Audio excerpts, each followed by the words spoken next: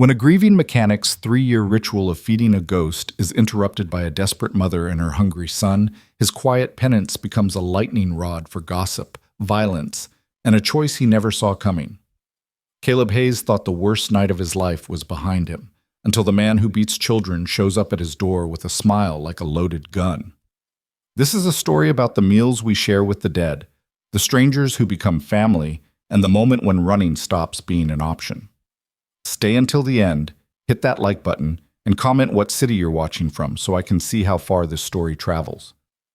The clock above the counter read 9:47 p.m. when Caleb Hayes pushed through the door of Marlene's diner, bringing with him the smell of engine grease and November cold. The bell chimed, a sound so familiar it had stopped registering as noise years ago, and Marlene herself glanced up from wiping down the far end of the counter, her lined face softening into something between sympathy and routine. "Caleb," she said, her voice carrying the particular gentleness people reserve for the visibly broken. "Marlene." He nodded once, hands deep in the pockets of his canvas jacket, and moved toward the corner booth by the window. The vinyl seat exhaled beneath his weight. Outside, the street was empty except for the occasional car drifting past, headlights slicing through the dark like something searching. Marlene didn't ask what he wanted. She never did. Not anymore. 3 years. 3 years of Friday nights, same booth, same time, give or take 15 minutes depending on whether the last job of the day fought him. 3 years of ordering 2 plates of meatloaf, mashed potatoes, green beans.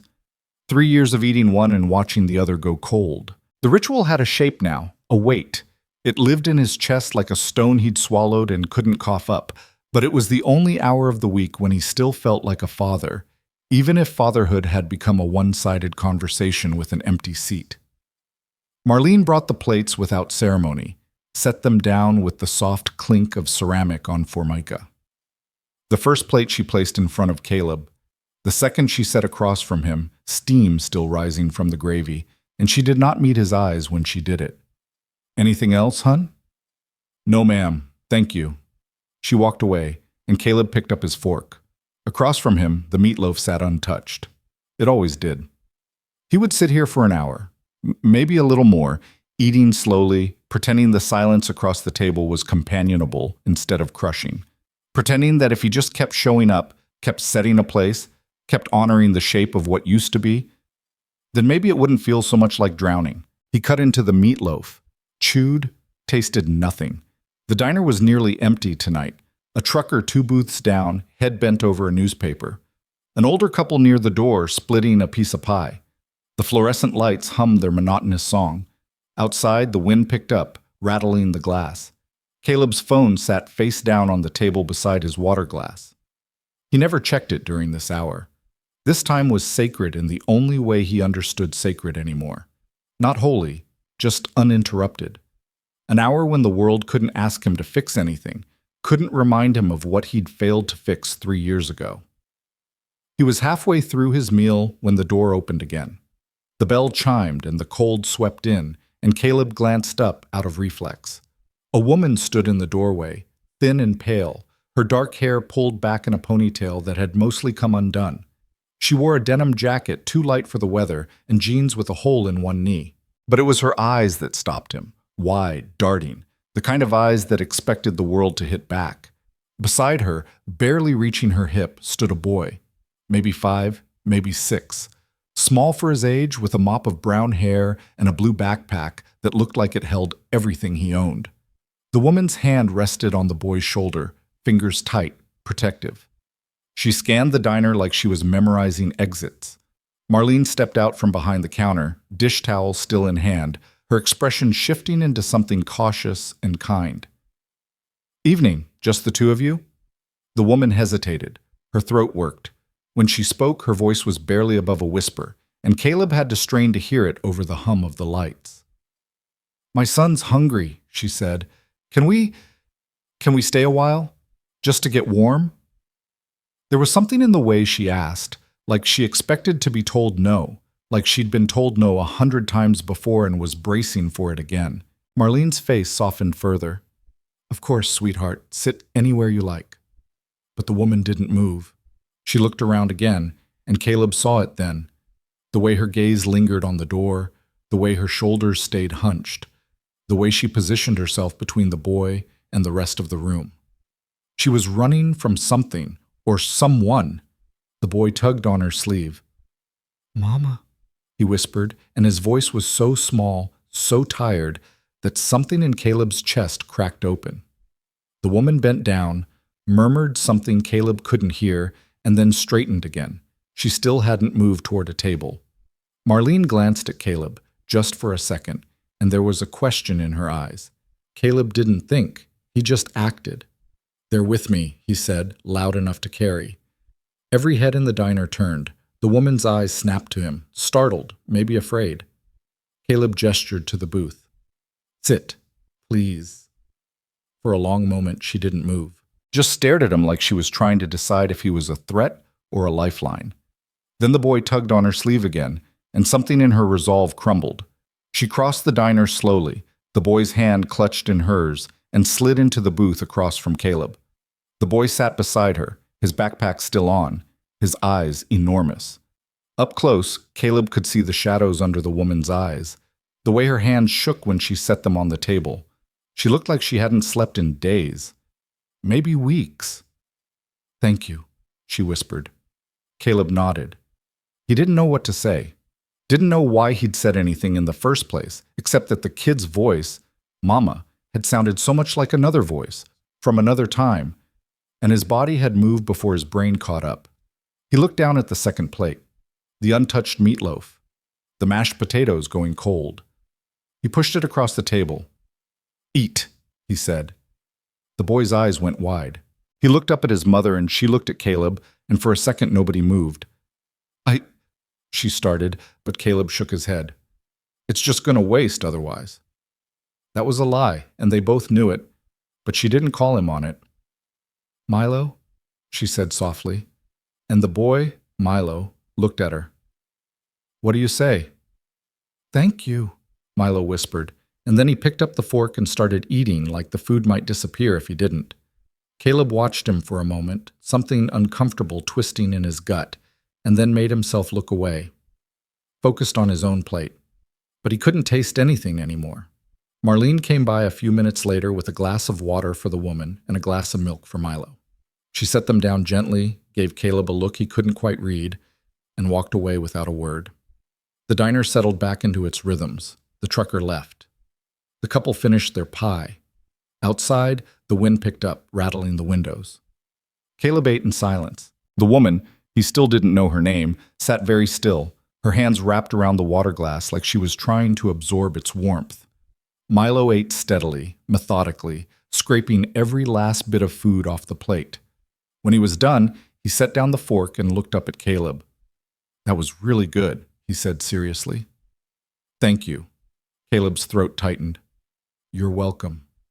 Milo leaned against his mother, and she put an arm around him, and Caleb saw the way she held him, like he was the only thing in the world that mattered, like she would burn the whole planet down to keep him safe. He recognized that kind of love. He'd felt it once.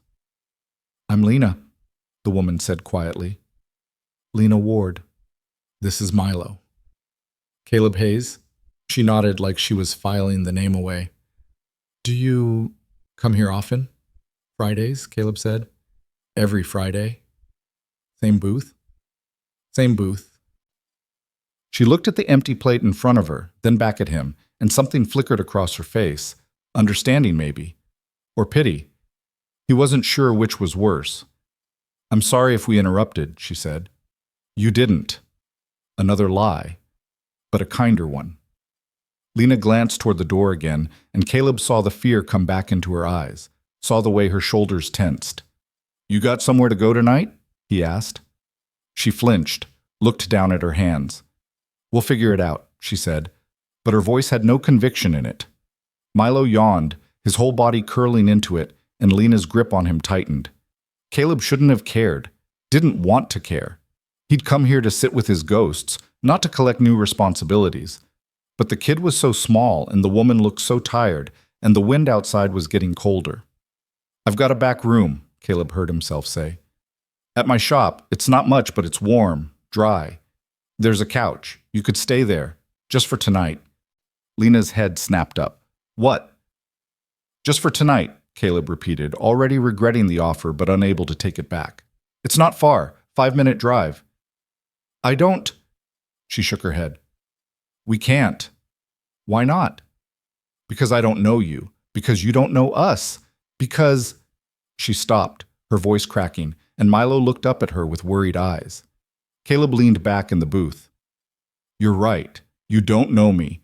But it's freezing outside, and your boy's tired, and unless you've got a better plan, you're going to be sleeping in your car. If you've even got a car. Lena's jaw tightened. We'll manage. I'm sure you will, Caleb said, but you don't have to. She stared at him for a long time, and he could see her running through the calculations. Risk versus reward, danger versus desperation. He'd seen that look before, on the faces of stray dogs deciding whether to trust the hand offering food. Finally, she said, Why? Caleb didn't have a good answer. Didn't have any answer that made sense. Because somebody should, he said. It was Milo who decided it. He looked up at his mother and said, in that small, tired voice, I'm cold, Mama. Lena's eyes closed. When she opened them again, the fight had gone out of them. Okay, she whispered. Just for tonight. The shop was a squat cinder block building on the edge of town, wedged between a used car lot and an empty field. A hand-painted sign above the garage door read, Hayes Automotive in fading letters. Caleb pulled his truck into the gravel lot and killed the engine. Lena sat in the passenger seat, Milo asleep in her lap, his head resting against her shoulder. She'd been silent the whole drive, her eyes fixed on the passing streetlights, her body tense as a drawn bowstring. We're here, Caleb said quietly. Lena looked at the building, then at him. This is your shop? Has been for 8 years. He climbed out of the truck and unlocked the side door, flipping on the lights as he stepped inside. The main bay smelled like motor oil and metal. Tools hung neatly on pegboards. A half-disassembled engine sitting on a workbench in the corner. It wasn't much, but it was clean, organized, a place where things made sense.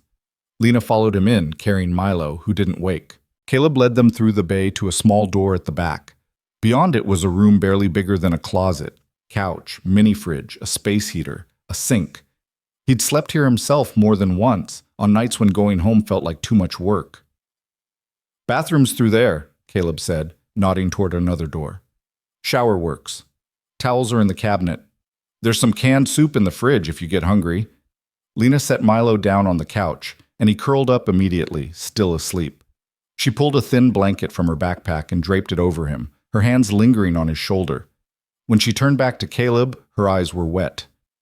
I don't know how to thank you, she said. You don't have to. I do, because this... She gestured around the room, her voice breaking. Nobody does this. Nobody just helps. Caleb looked away, uncomfortable. It's just a room. It's not just a room, Lena said fiercely. It's everything. He didn't know what to say to that, so he said nothing, just nodded and moved toward the door. Lock this behind me, he said. Don't open it for anyone. I'll be back in the morning. Lena nodded, wiping at her eyes. Caleb? He stopped, hand on the doorknob. Why did you really do this? Caleb looked back at Milo, asleep on the couch, and for a second he saw a different boy, a different couch, a different life. Because somebody should, he said again, and left before she could ask anything else. The next morning, Caleb arrived at the shop just after dawn. He half expected the back room to be empty, Lena and Milo gone like they'd never been there at all. But when he unlocked the door, he found them both awake. Lena folding the blanket, Milo sitting on the couch with his backpack in his lap. Morning, Caleb said. Morning, Lena replied. She looked better than she had last night, still tired, still wary, but not quite so fragile. We were just getting ready to go. Go where? She hesitated. I don't know yet, but we can't stay here. Why not? Because you already did enough, because we're not your problem. Didn't say you were. Lena crossed her arms, defensive. Look, I appreciate what you did. I really do, but we can take care of ourselves. Caleb leaned against the doorframe. You got a job? I'm working on it. You got money? Her jaw tightened. I'll figure it out. Uh-huh. Caleb glanced at Milo, who was watching them with big, worried eyes. You eaten yet? We're fine. That's not what I asked. Lena's shoulders sagged. No, we haven't eaten. Caleb nodded. Come on. Marlene's opens at 6. I'll buy you breakfast, and then we'll talk about what happens next. Caleb, I'm not asking, he said, his voice firm but not unkind. I'm telling. Now come on before the eggs get cold. They sat in the same booth. Milo ordered pancakes and ate them with syrup dripping down his chin. Lena picked at scrambled eggs, her eyes still darting to the door every few minutes. Caleb drank his coffee and waited. Finally, Lena said, I can't pay you back. Didn't ask you to. I don't take charity. Good, because I'm not offering it. Caleb set down his mug. Marlene's looking for a waitress. Lunch and dinner shifts. Pays under the table if you need it that way. Lena stared at him. You talked to her about me? I asked if she needed help. She said yes. You want the job or not? Lena looked at Milo, then back at Caleb. Why are you doing this? Because you need it, Caleb said simply. And because I've got a room you're not using. You work, you save up, you get on your feet. That's it. No strings. There's always strings. Not with me. Lena studied him for a long time, searching for the lie, the angle, the catch. But Caleb just looked back at her, steady and patient, and eventually she let out a long breath. Okay, she said quietly. Okay, I'll take the job and the room, just until I get enough saved for a place. Fair enough. Milo grinned up at his mother, syrup on his nose, and Lena managed a small smile in return. Caleb paid the check and drove them back to the shop. Lena started at the diner that afternoon, and just for tonight, became something else entirely. The first week was awkward. Lena worked long shifts and Milo spent his afternoons in the shop doing homework at a little table Caleb set up in the corner. The kid was quiet, polite, and way too good at making himself invisible. He asked permission for everything, to use the bathroom, to get a drink of water, to turn on the space heater when he got cold. It made Caleb's chest ache. By the second week, Milo had started to relax. He'd wander over to watch Caleb work, asking questions about engines and tools, in that earnest, curious way kids had. Caleb answered him without thinking, and somewhere along the way, it stopped feeling strange. Lena worked hard, harder than she needed to. She picked up extra shifts, saved every dollar, and didn't ask for anything. But Caleb saw the exhaustion in her eyes, the way she flinched at loud noises, the way she kept her phone close and checked it constantly, like she was waiting for bad news. She was still running, still afraid. Caleb didn't push, didn't ask questions. But he noticed, and the town noticed too. By the third week, people were talking. Caleb heard the whispers at the hardware store, saw the looks when he stopped for gas. Small towns had long memories and sharp tongues, and the sight of a single man letting a woman and her kid live in his shop was enough to set the gossip machine spinning. Caleb Hayes has got himself a girlfriend, someone said at the diner one night, loud enough for half the room to hear. Convenient, isn't it? Someone else replied. Pretty little thing like that shows up out of nowhere, and suddenly he's playing hero. Marlene shut that down fast, her voice cutting through the noise like a knife. You got something to say it to his face. Otherwise, keep your mouth shut and eat your pie. The whispers didn't stop, but they got quieter. Caleb didn't care what people thought. He'd stopped caring about a lot of things 3 years ago. But he cared about Milo, who came home from the diner one day with his head down and his hands in his pockets. What's wrong? Caleb asked. Milo shrugged.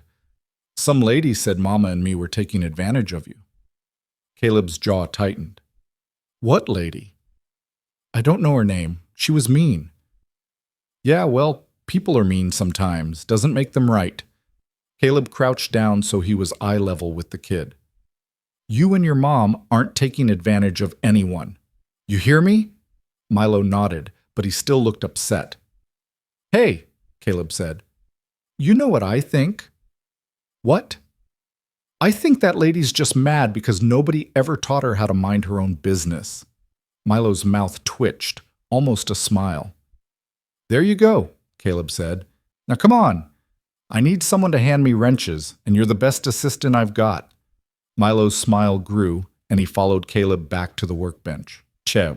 It was the fourth week when everything changed. Milo got sick. Just a cold at first, nothing serious. But kids didn't do just a cold, in Caleb's experience. They did fevers and coughs that sounded like they were coughing up a lung, and Milo was no exception. Lena tried to manage it herself, bought medicine from the drugstore, kept Milo bundled up, took his temperature every hour. But the fever wouldn't break, and by the third day the kid could barely keep his eyes open. Caleb found them in the back room that evening, Lena sitting on the couch with Milo's head in her lap, her hand on his forehead, her face pale and scared. "How high?" Caleb asked. 103.5, Lena whispered. "It won't come down. I don't know what to do." Caleb didn't hesitate. "We're going to the ER. I can't afford. Doesn't matter. Come on." He drove them to the hospital, carried Milo inside when the kid's legs gave out, and sat with Lena in the waiting room while the doctors ran tests. It turned out to be pneumonia, not life-threatening, but serious enough to need antibiotics and observation. When the nurse brought the bill, Lena stared at it like it was a death sentence. Caleb took it from her hands and walked to the front desk. "I'll cover it," he said. The receptionist blinked. "All of it?" "All of it." He paid with a credit card he rarely used, the numbers making his stomach turn, but he didn't let it show on his face. When he came back, Lena was crying. "I'll pay you back," she said. "No, you won't." "Caleb, I mean it, Lena. You're not paying me back. This isn't a loan. It's just what needed to happen." She covered her face with her hands, shoulders shaking, and Caleb stood there feeling useless and out of his depth. "Why?" she choked out. "Why do you keep doing this?" Caleb looked through the window into Milo's room, where the kid was asleep, an IV in his arm, his breathing finally steady. "Because somebody should," he said for the third time. The third, and this time, Lena didn't ask again. They brought Milo home 2 days later. He was weak but recovering, his smile slow but real. Lena hovered over him like a hawk, checking his temperature, making sure he took his medicine, barely sleeping. Caleb gave them space, kept the shop quiet, brought over soup from the diner without being asked. It was on the 5th day, when Milo was well enough to sit up and color at his little table, that Lena finally told Caleb the truth. They were in the main bay, Caleb working on an oil change, Lena leaning against the workbench with her arms crossed. She'd been quiet all morning, and Caleb had learned not to push. But then she said, "His name is Trent." Caleb's hand stilled on the wrench. "My husband," Lena continued, her voice flat. "Ex-husband, I guess, though the papers aren't signed. We've been separated for 6 months. I left him after he—" Her voice cracked. "After he hit Milo." Caleb's grip on the wrench tightened until his knuckles went white. "I should have left sooner," Lena said. "I should have left the first time he hit me, but I kept thinking he'd change. Kept thinking it was my fault, that if I just tried harder, if I was just better, he'd stop. And then one night, Milo spilled juice on the carpet, and Trent—" She stopped, swallowing hard. "He backhanded him, split his lip, and I knew if I stayed, one day he'd do worse."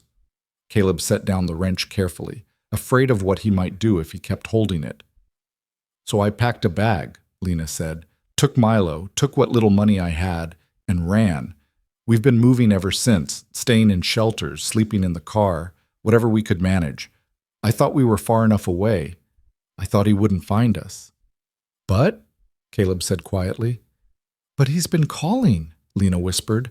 "Blocked numbers so I can't prove it's him. But I know. I know his voice. He says he just wants to talk.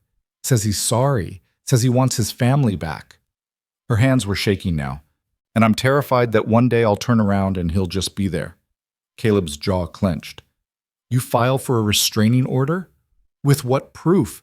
The bruises healed months ago. I never took pictures, never went to the police. I was too scared, and now there's nothing to show for it except my word against his." "Your word should be enough." Lena laughed bitterly. "You'd think. But Trent's got a good job, a nice smile, and a way of making people believe him.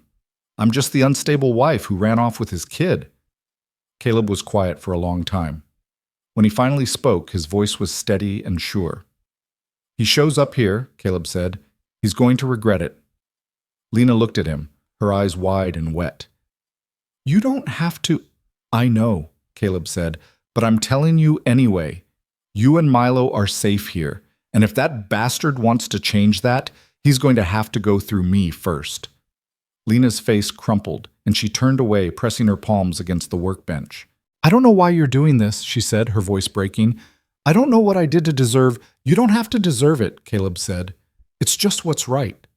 Lena nodded, wiping at her eyes, and for the first time since she'd walked into the diner that Friday night, something in her posture eased. Just a little. Just enough. And Caleb went back to work, the wrench solid and sure in his hands, and tried not to think about the sick, cold rage coiling in his chest at the thought of someone hurting that kid. Tried. And failed. Friday night came around again, and Caleb found himself back at the diner, back in the same booth. But this time, he wasn't alone. Lena sat across from him, Milo beside her, the boys' coloring book spread out on the table. Marlene brought 3 plates of meatloaf without being asked, her smile small and knowing. Caleb looked at the food in front of him, looked at Lena, who was cutting Milo's meat into small, careful pieces, looked at the empty seat that used to haunt him.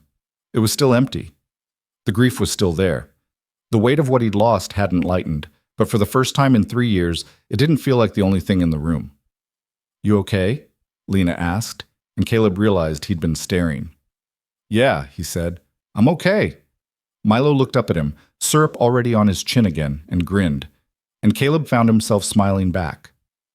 Outside, the wind rattled the windows. The cold pressed in, but inside the diner, it was warm, and the booth that used to hold ghosts now held something else. Something fragile. Something new. Something that felt dangerously close to hope. The weeks that followed settled into a rhythm that felt both temporary and permanent, like a breath held too long. Lena's shifts at the diner became regular, lunch through dinner, 5 days a week. And Milo's presence in the shop became as natural as the smell of oil and metal. The boy had claimed the corner table as his territory, spreading out homework and drawings with the kind of focus that reminded Caleb of someone building a fortress 1 brick at a time. Caleb didn't talk much, never had, but Milo filled the silence with questions that ranged from mechanical to philosophical with no warning. Why do spark plugs spark? Would be followed 10 minutes later by, do you think clouds get lonely?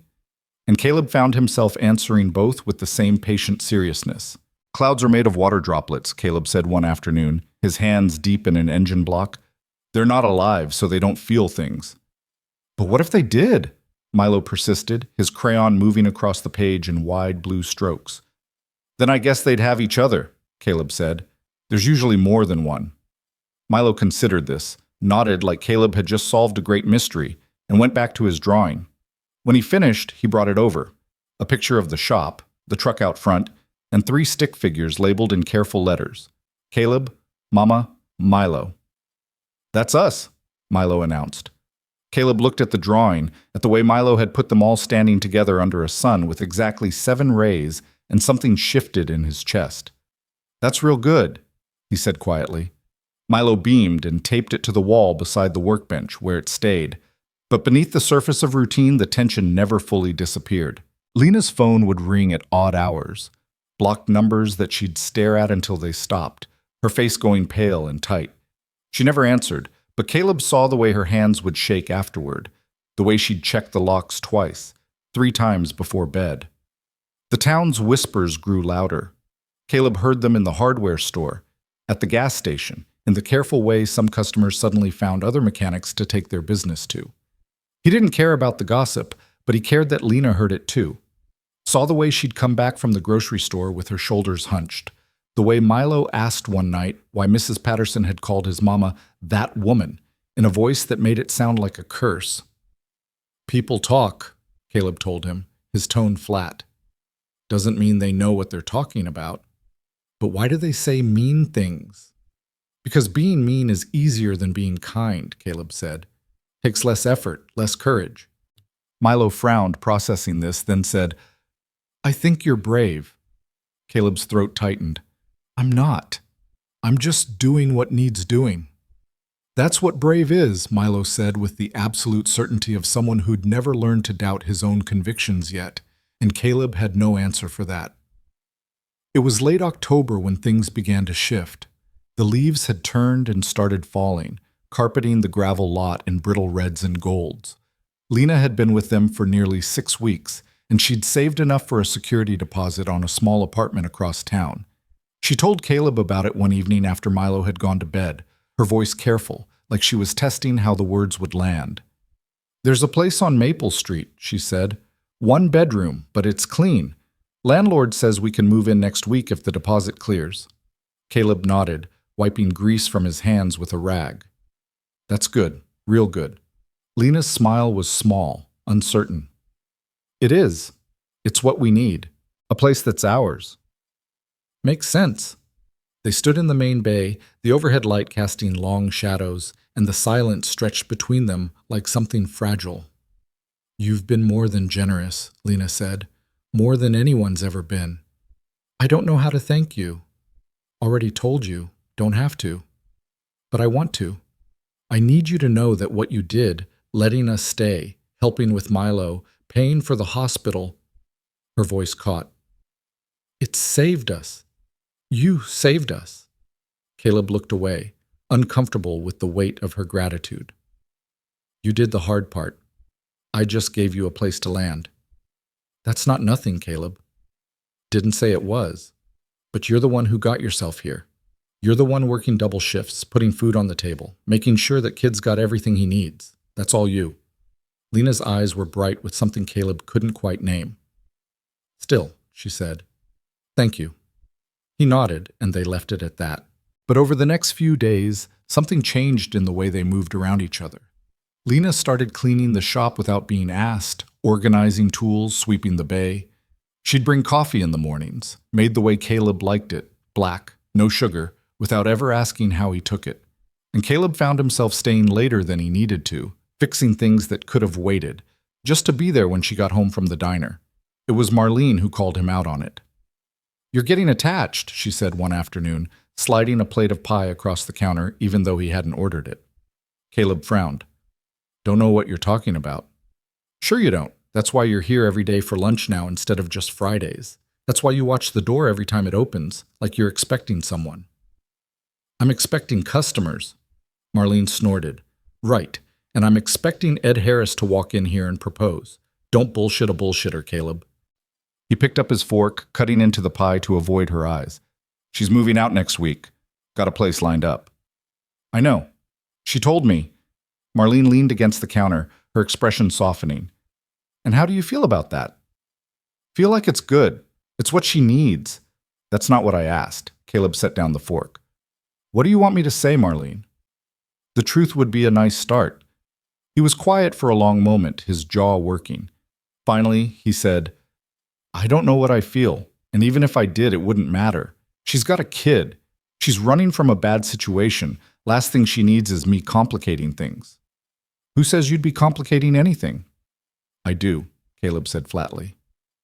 "She needs stability, safety, not some broken-down mechanic with more ghost than sense." Marlene's face gentled. "You're not as broken as you think you are, hun." "Yeah, well, that's a matter of perspective." She sighed, shook her head, and walked away, leaving him alone with the pie he didn't want anymore. That night, Caleb found Milo sitting on the front step of the shop, his blue backpack beside him, staring up at the stars. The temperature had dropped, and the boy's breath came out in small clouds. "Shouldn't you be inside?" Caleb asked, settling down beside him. "Mama's on the phone," Milo said. "She does that sometimes.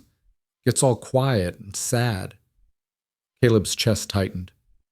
"She say what about?" "No, but I think it's my dad." The word hit Caleb like a fist. "Your dad calls her?" Milo nodded. "She doesn't answer, but after she cries. She thinks I don't hear, but I do." Caleb looked down at the boy, at the way his small shoulders were hunched against the cold, and felt rage burn hot and sharp in his gut. "You ever meet your dad, Milo?" "I don't remember him much," Milo said. "Just that he yelled a lot. And one time he made my mouth bleed." He said it matter-of-factly, like he was reporting the weather, and that made it worse. "That's not okay," Caleb said carefully. "You know that, right? Adults aren't supposed to hurt kids, ever." "I know. That's why Mama left." Milo looked up at him. Are you going to marry my mama? The question knocked the air out of Caleb's lungs. What? Tommy at school says when a man and a lady live together, they get married. Are you and Mama going to get married? We don't live together, Caleb said, his voice rougher than he intended. Your mama's staying here temporary. That's different. Oh. Milo sounded disappointed. I thought maybe you could be my new dad. Caleb's throat closed up entirely. He stared at the boy, at the open, hopeful expression on his face, and had no idea what to say. Your mama doesn't need a husband, Caleb managed finally. She's doing just fine on her own. But don't you like her? That's not... Caleb stopped, scrubbed a hand over his face. It's complicated, kid. Why? Because grown-up things usually are. Milo frowned, clearly unsatisfied with that answer, but before he could push further, the door opened and Lena stepped out.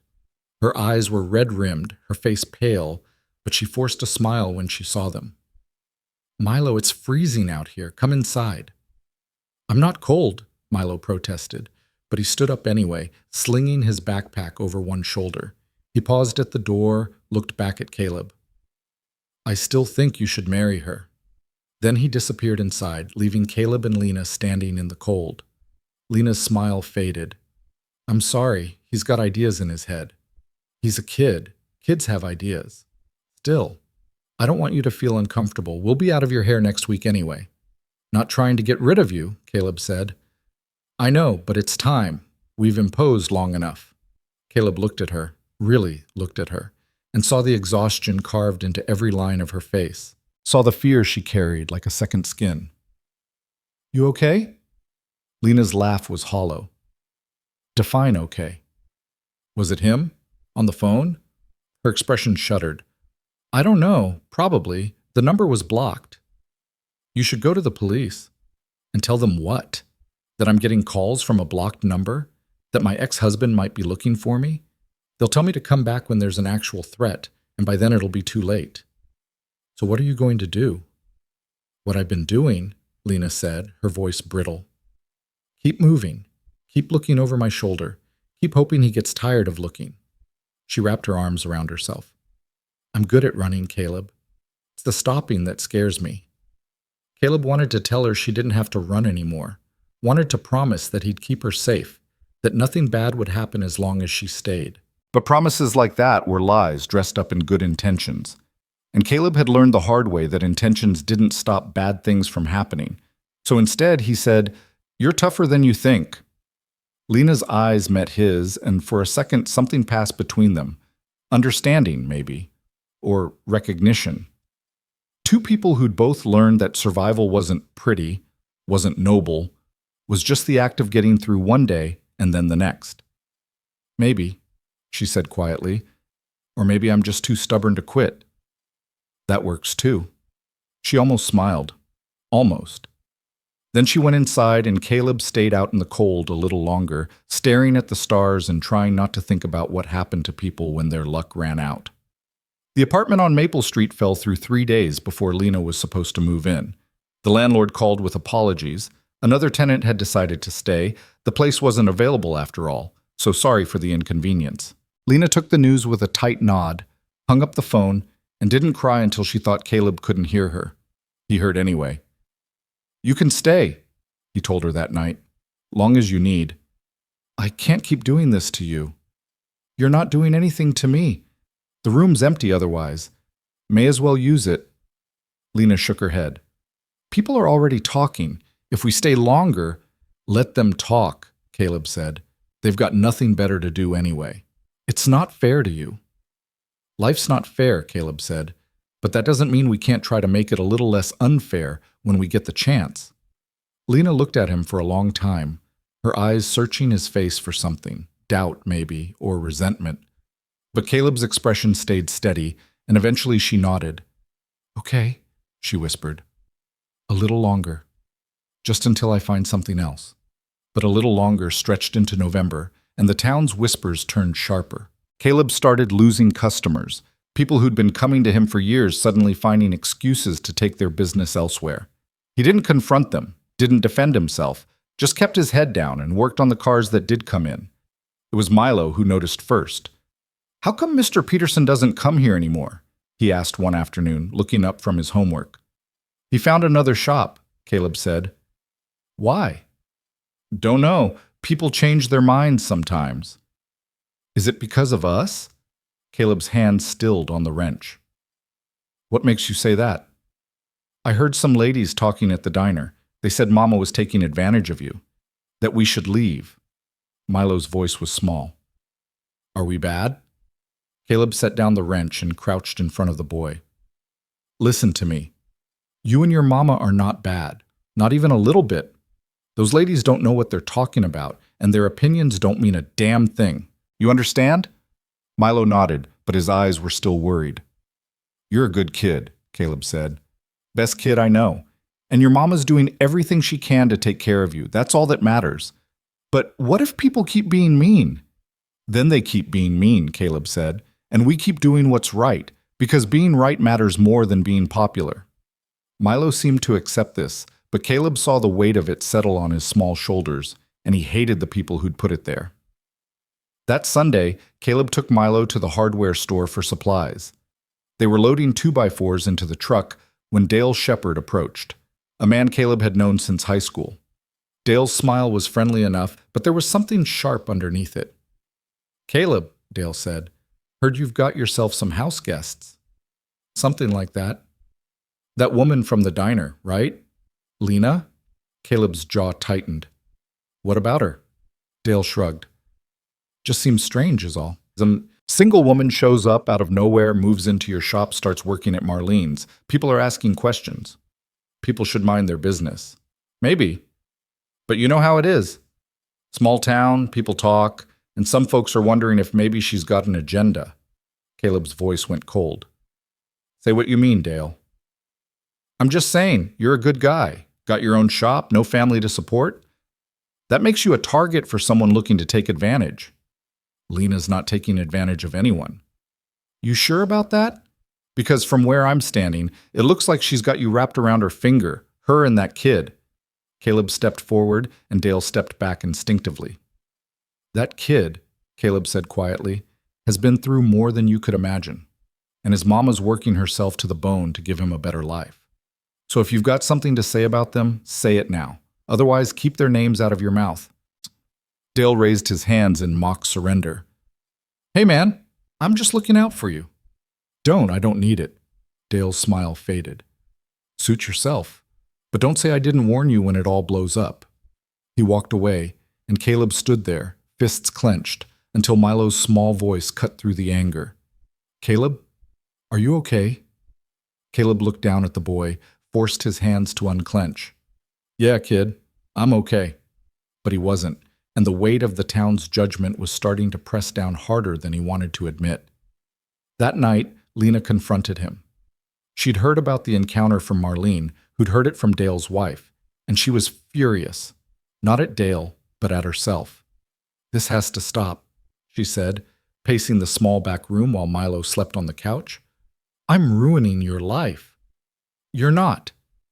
"Yes, I am. You're losing customers because of me.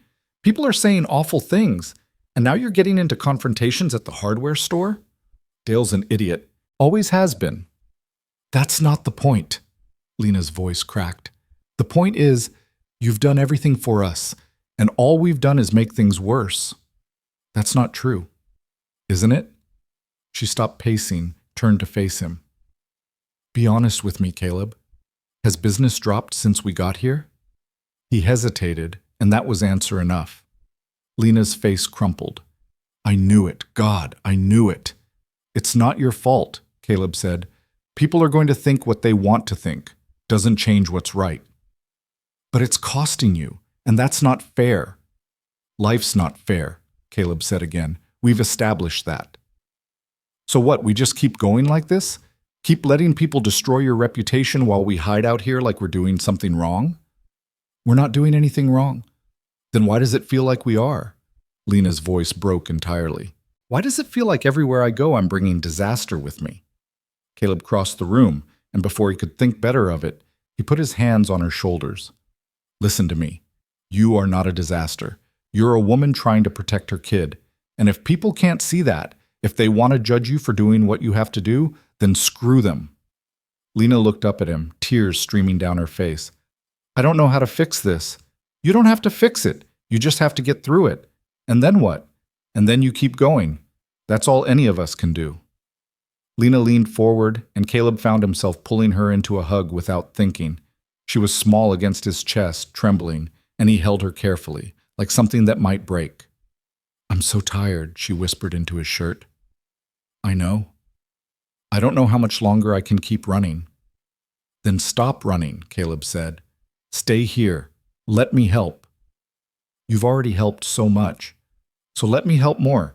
Lena pulled back just enough to look at him, her eyes red and searching. Why? Why do you care so much? And Caleb didn't have a good answer. Didn't have words for the way Milo's laugh had started filling the empty spaces in the shop, or the way Lena's presence had made Friday nights feel less like penance and more like peace. Didn't have words for the fact that somewhere along the way, they'd stopped being strangers and started being something else. Something he didn't have a name for but felt in his chest every time they walked through the door. So he said what he always said. Because somebody should. And this time, Lena kissed him. It wasn't planned, wasn't expected. Just a soft press of lips, tentative and brief. And when she pulled back, her eyes were wide with shock at her own boldness. I'm sorry, she stammered. I shouldn't have. But Caleb kissed her back, slower this time, more certain, and Lena made a small sound against his mouth that was half sob, half relief. When they finally broke apart, they stood there in the dim light of the back room, foreheads touching, breathing hard. This is a bad idea, Lena whispered. Probably. You don't need this kind of complication. Maybe not, but I want it anyway. Lena's breath hitched. Caleb. I'm not asking for anything, he said quietly. I'm not expecting anything. I care about you and Milo, and if that makes things complicated, then fine. I'll deal with complicated. Lena's eyes filled with fresh tears. You're going to break my heart. Not if I can help it. You can't promise that. No, Caleb admitted. But I can promise I'll try. And in that small room, with Milo sleeping soundly and the night pressing in around them, that felt like enough. They didn't tell Milo, didn't tell anyone. But things shifted again, subtle but undeniable. The way Lena's hand would brush Caleb's when she passed him coffee. The way he'd find excuses to stay in the same room as her. The way they'd catch each other's eyes and smile like they were sharing a secret. Milo noticed anyway, because kids always did. But he didn't say anything, just watched them with that serious, thoughtful expression he got sometimes, and seemed satisfied with whatever conclusion he'd drawn. The calls from blocked numbers continued. Lena stopped answering her phone entirely, let it ring itself out while her face went pale and tight. Caleb wanted to take the phone from her hands, wanted to answer it himself and tell whoever was on the other end exactly what would happen if they kept calling. But Lena wouldn't let him. It'll make it worse, she said. Trust me, the best thing I can do is ignore it. And if ignoring it doesn't work, then we'll deal with it when we have to. But Caleb could see the fear eating at her, could see the way she'd check the locks twice at night, the way she'd position herself between Milo and the door whenever someone new came into the diner. She was waiting for something, waiting for the other shoe to drop. And 2 weeks later, it did. Caleb was under a Ford pickup, wrestling with a rusted exhaust system, when he heard the unfamiliar engine pull into the lot. The sound was wrong, too smooth, too deliberate, not the rough idle of the work trucks and sedans that usually rattled up to his bay. He slid out from under the chassis, wiping his hands on a rag, and saw the black Audi sedan parked at an angle that blocked the driveway. The door opened and a man stepped out. He was tall, well-dressed in slacks and a button-down that probably cost more than Caleb made in a week. His hair was styled, his smile practiced, and everything about him screamed money and control. He looked around the shop with the kind of casual assessment that said he was cataloging exits and weaknesses without seeming to. Caleb's gut went cold. "Help you?" he called out, staying where he was. The man's smile widened. "I'm looking for my wife." "Heard she might be staying around here?" Caleb's hand tightened on the rag. "Don't know what you're talking about." "Sure you do." The man took a few steps closer, hands in his pockets, posture relaxed. Everything about him was designed to seem reasonable, non-threatening. Lena Ward, pretty woman, dark hair, usually has a kid with her. Someone told me she's been working at the diner down the street. Thought maybe you'd seen her. Lots of people work at the diner. But not lots of people are living in the back of auto shops. The man's eyes flicked to the door behind Caleb and his smile turned knowing. That's an interesting arrangement you've got going on. Very generous of you. Caleb stepped forward, putting himself between the man and the door. I think you should leave. I just want to talk to her. That's all. Just talk. The man spread his hands, all innocence. I'm her husband. I have a right to see my son. You've got no rights here. The man's smile finally slipped, just a fraction. You don't know anything about me or my family. This is between me and Lena. She doesn't want to talk to you. Did she tell you that? Or are you just making assumptions? The man took another step forward. See, from where I'm standing, it looks like you're keeping my wife and child from me. That's a serious thing. Could get a man in trouble. Could get a man's jaw broken too, Caleb said quietly. The man laughed, but there was no humor in it.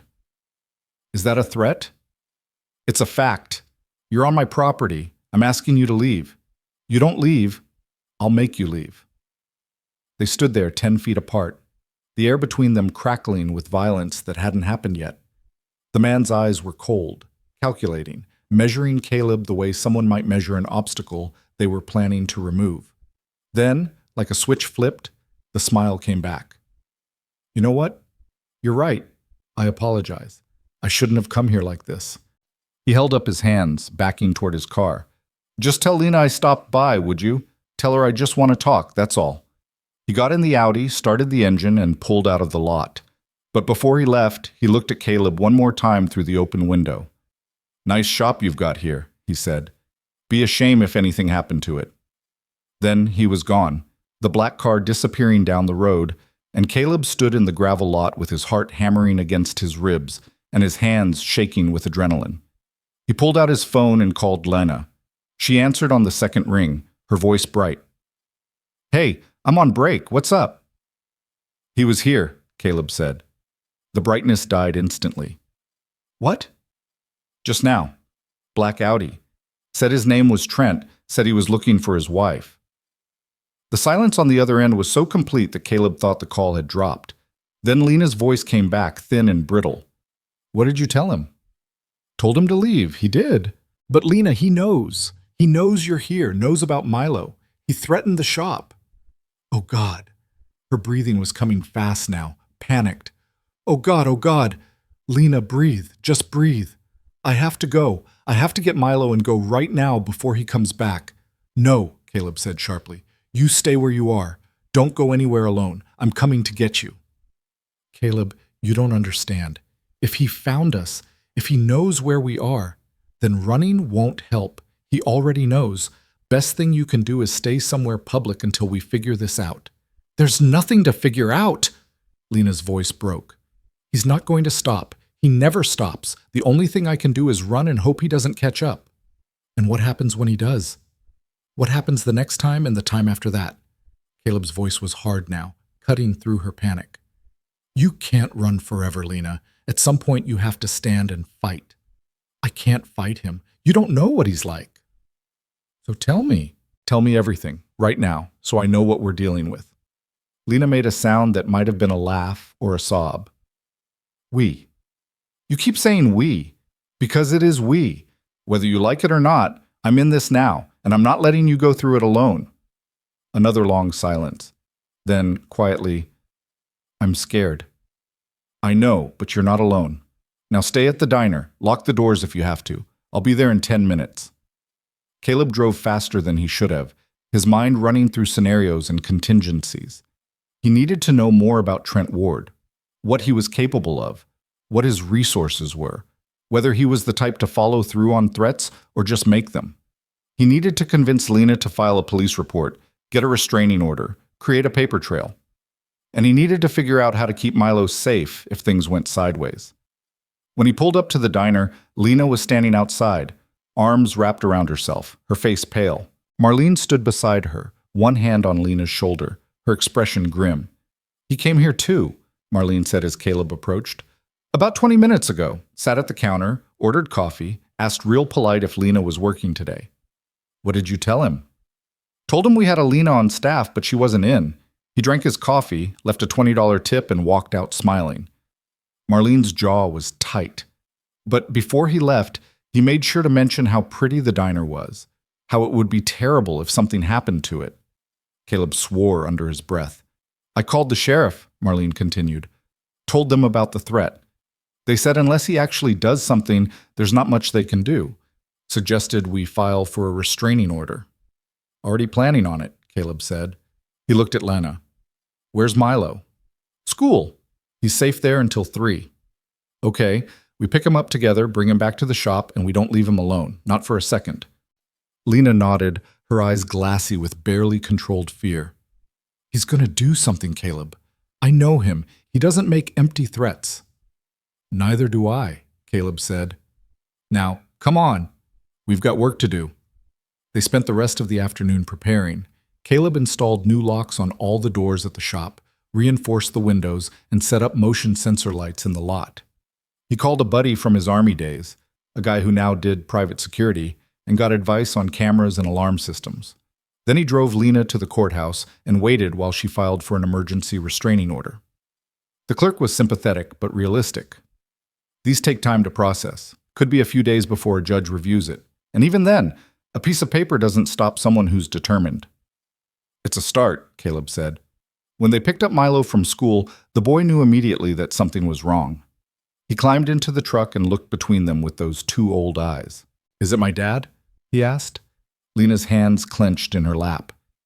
Yes, baby, but it's going to be okay. Is he going to hurt us again? No, Caleb said before Lena could answer.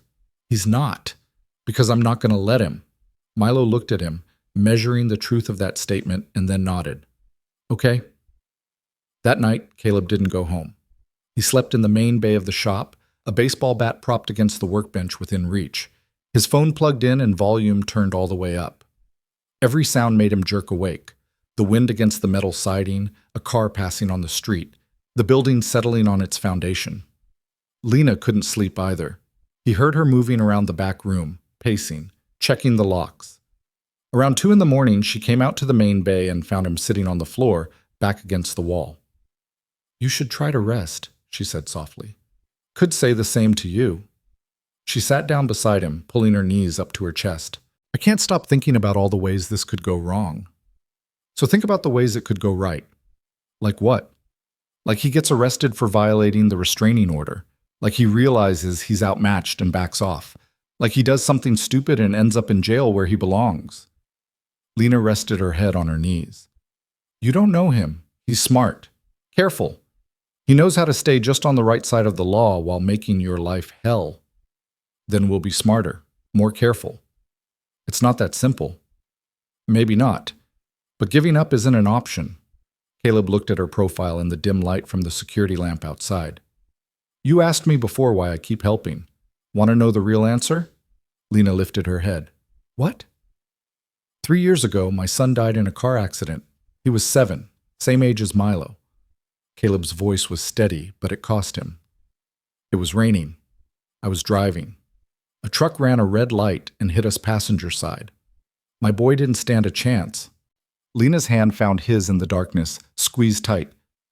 I spent 3 years sitting in that diner every Friday, eating across from an empty seat because it was the only way I could still feel like his father. And then you walked in with Milo, and he looked so hungry, so small, and I pushed that plate across the table without thinking. Caleb's throat tightened. I can't save my son. He's gone. But I can help yours. And if that means going up against a man who thinks he can take whatever he wants, then that's what I'll do. Lena was crying silently, tears running down her face. I'm so sorry.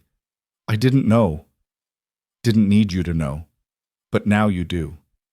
And now you understand why I'm not walking away from this. From you. She leaned into him, and he put his arm around her shoulders, and they sat like that until the skies started to lighten outside. The restraining order came through 2 days later. A sheriff's deputy served it personally, finding Trent at the motel on the edge of town where he'd been staying. The deputy reported that Trent had taken it calmly, smiled, said he understood completely, and signed the acknowledgement without complaint. Too calm, Lena said when Caleb told her. He's planning something. She was right.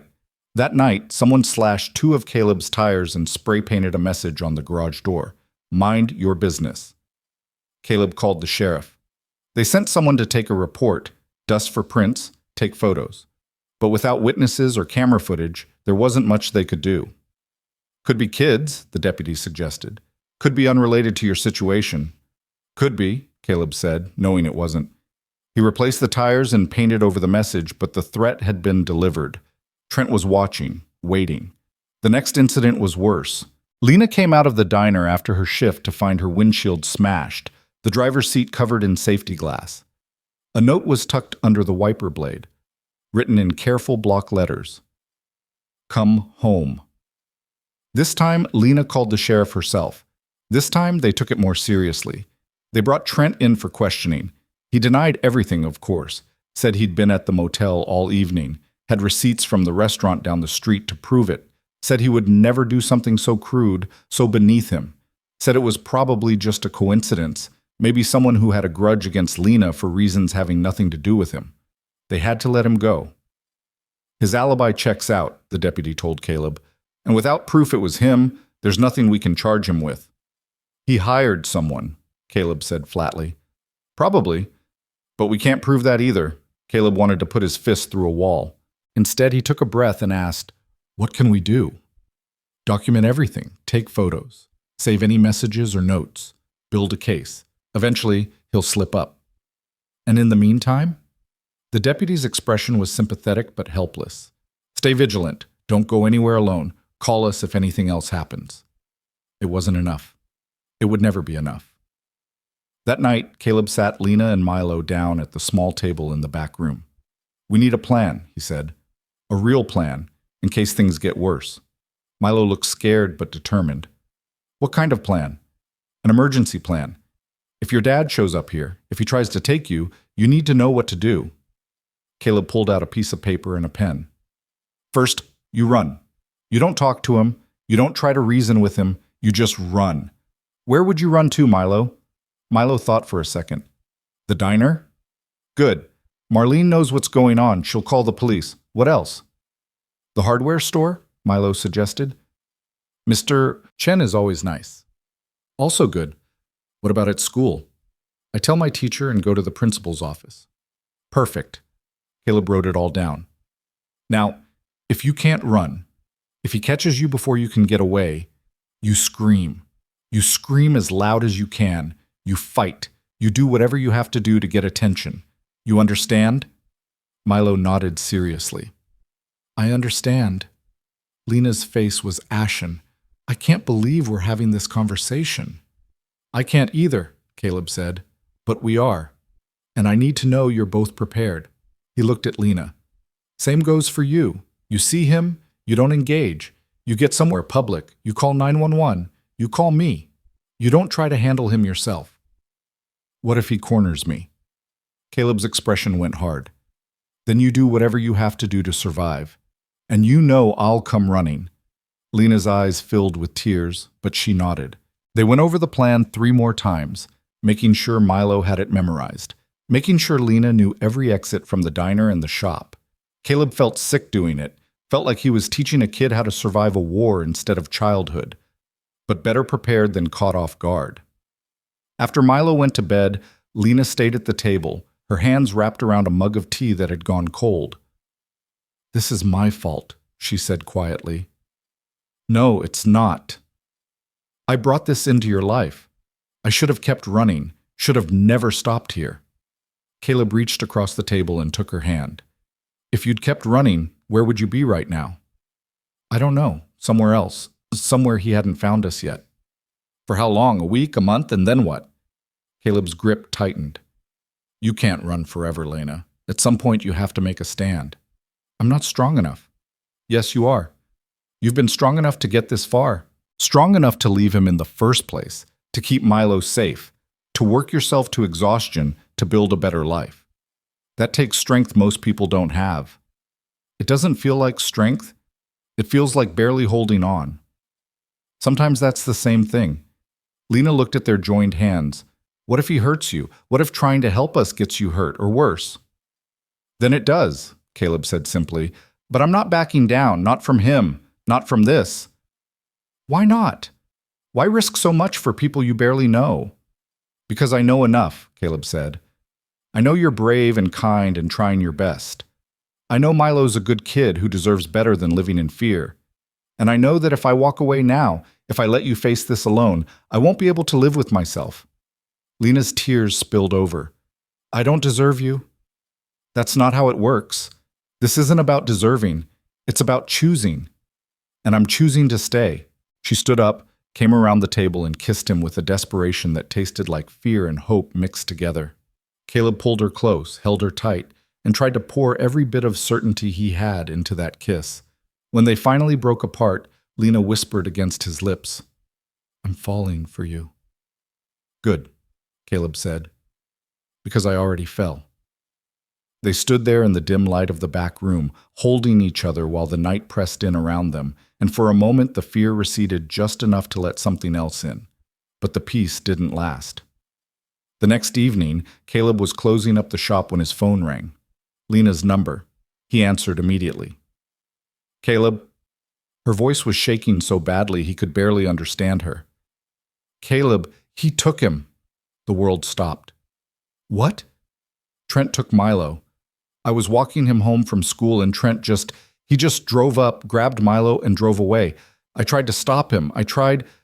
She was sobbing now, words barely coherent. He hit me. He pushed me down and took my baby and drove away. Caleb's vision tunneled. Where are you? Corner of Maple and 5th. The police are here, but they're not doing anything. They're just taking a statement, and Milo is out there with him. I'm coming. Stay there. I'm coming right now. Caleb ran to his truck, threw it in gear, and drove like the devil was chasing him. His mind was racing through terrible scenarios, each worse than the last. Trent had violated the restraining order. He'd assaulted Lena. He'd kidnapped his own son. The man had just burned every bridge and crossed every line, which meant he had nothing left to lose. When Caleb screeched to a stop at Maple and 5th, he found Lena sitting on the curb, blood running from a split lip, a deputy trying to get information from her while she shook and cried.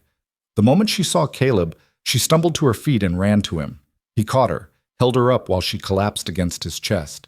He took him, she kept saying. He took him. I know. We're going to get him back. The deputy approached, his expression serious.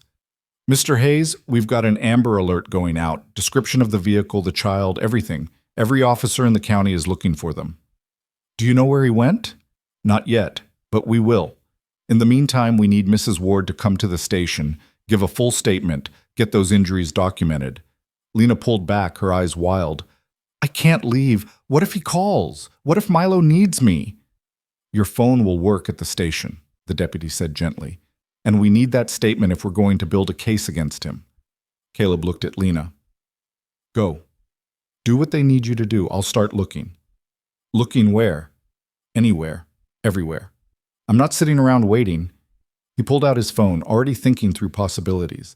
The motel where Trent had been staying. The old apartment Lena had mentioned once. Anywhere a desperate man might take a scared child. Lena grabbed his arm. Caleb, be careful. Please. I will. You just focus on getting through that statement. And Lena? He waited until she met his eyes. We're getting him back. I promise you. We're getting him back. It was a promise he had no right to make. But he made it anyway. Because the alternative was unthinkable. Caleb drove to the motel first, his knuckles white on the steering wheel. Every red light an agony of wasted seconds. The Starlight Motor Lodge sat on the edge of town like something left behind by better days, its neon sign flickering weakly in the gathering dusk. He parked and went straight to the office, where a woman with tired eyes and a cigarette hanging from her lip looked up from a magazine. Need to know if Trent Ward is still registered here, Caleb said, trying to keep his voice level. The woman squinted at him. Can't give out guest information. Caleb pulled out his wallet, set 2 20s on the counter. Please, his son is missing. I'm trying to help find him. She looked at the money, then at Caleb's face. and something in his expression must have convinced her because she sighed and checked her computer. Checked out this morning. Paid cash. Didn't leave a forwarding address. Caleb's stomach dropped. What was he driving? Black Audi. Saw it myself when he loaded up. Did he say anything? Mention where he was going? Mister, people who stay here don't generally chat about their plans. But her expression softened slightly. Though I did hear him on the phone in the parking lot yesterday. Sounded like he was talking about an apartment. Something about a blue door. A blue door, Caleb repeated. Did he say where? Didn't catch it, sorry. Caleb thanked her and ran back to his truck, already dialing Lena. She answered on the first ring, her voice raw from crying. Anything? She asked. He checked out of the motel this morning. Clerk heard him mention an apartment with a blue door. Does that mean anything to you? There was a sharp intake of breath. The old place. The apartment we lived in before I left him. It has a blue door. Where is it? Other side of town, Parkview Apartments, Building C, Unit 12. Her voice cracked. Caleb, if he's there, if he took Milo back to that place, give me the address. I'm going now. The police are already sending units. I'll be there before they are.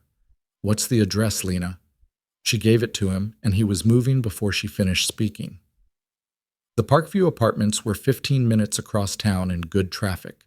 Caleb made it in 8, running 2 stop signs and taking corners hard enough to make his tires scream. The complex was a sprawl of identical 2-story buildings, each one the color of old concrete and despair. Building C sat at the back, partially hidden by overgrown hedges. Caleb killed his headlights as he pulled in, scanning the parking lot for the black Audi. There. 3rd row, backed into a space like Trent was planning a quick exit. Caleb's heart hammered against his ribs. He pulled out his phone to call 911, then hesitated. If Trent heard sirens, if he panicked, there was no telling what he'd do. But going in alone was stupid, reckless, exactly the kind of thing that got people hurt. Then his phone buzzed. A text from an unknown number. A photo. It showed Milo sitting on a couch, his face pale and streaked with tears, his blue backpack clutched in his lap. The message beneath it read, "Tell Lena to call me. We need to talk like adults." Caleb's vision went red at the edges. He forwarded the photo to Lena with shaking hands, then typed, "I'm here. Don't call him yet. Give me 5 minutes." Her response came instantly. "Caleb, no. Wait for police." But Caleb was already out of the truck, already moving toward Building C with his phone in one hand and the tire iron from his truck bed in the other. The complex was quiet, most windows dark, the kind of place where people minded their own business because getting involved meant trouble. Unit 12 was on the ground floor, and sure enough, the door was painted a faded blue that looked black in the dim light. Caleb pressed his ear against it and heard nothing. No voices, no movement, just silence that made his skin crawl. He tried the knob. Locked. Then his phone buzzed again. Another text from the unknown number. "I can see you, mechanic. Put down whatever you're holding and knock on the door like a civilized person, or I'll make sure the boy learns what happens when people don't listen." Caleb looked up and saw the curtain in the front window twitch. Trent was watching. Had probably been watching since Caleb pulled into the lot.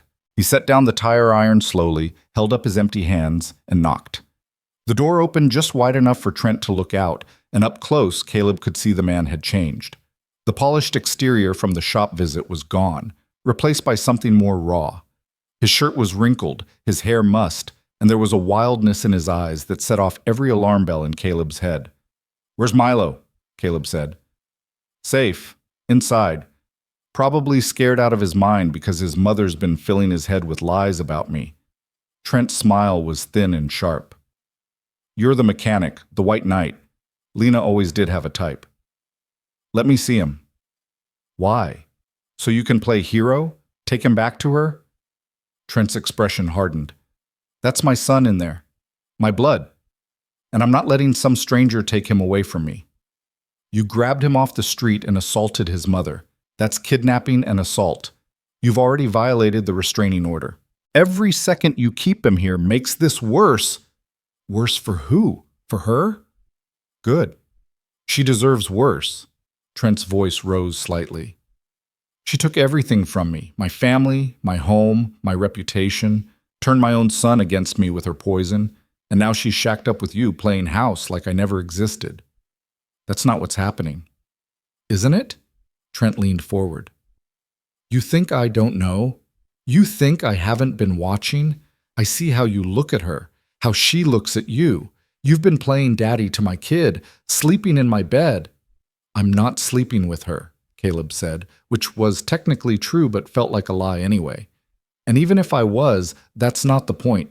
The point is you're breaking the law. You're scaring your son, and you need to let him go before this gets any worse. Trent laughed, a harsh sound with no humor in it. Worse? You want to see worse?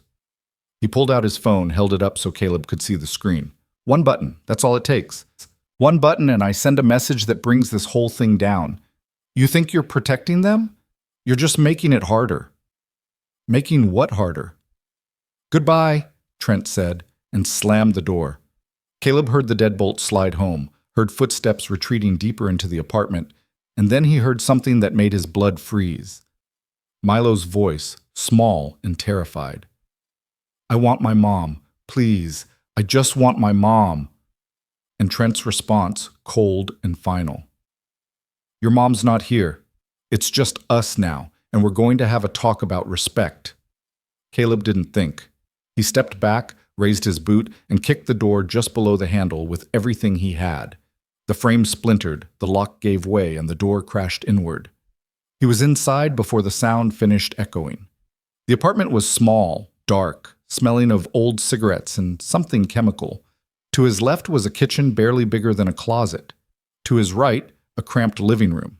And in that living room stood Trent, one hand gripping Milo's shoulder hard enough to make the boy wince, the other hand holding a knife that caught the light from the single lamp. Get out, Trent said, his voice shaking with rage. Get out, or I swear to God. Let him go, Caleb said, his own voice eerily calm despite the adrenaline flooding his system. Right now, let him go and we can talk. We're past talking. You kicked in my door. That's breaking and entering. I could kill you right now and call it self-defense. Maybe, but you won't, because then you'd have to explain to the cops why you kidnapped your kid and why he's terrified of you. Caleb took a slow step forward. You're not stupid, Trent. You know how this ends if you keep going. You don't know anything about me. I know you hit women and children. I know you're so desperate to control something that you'd rather destroy your own family than let them be happy without you. Another step. I know you're scared. Ooh, Trent's grip on the knife tightened. I'm not scared. Yes, you are. You're terrified that if you let Milo go, if you let Lena go, you'll have nothing left. No one to control, no one to blame for your failures. Caleb's eyes flicked to Milo, who was crying silently, his whole body shaking. But hurting that kid won't fix what's broken in you. It'll just break him too.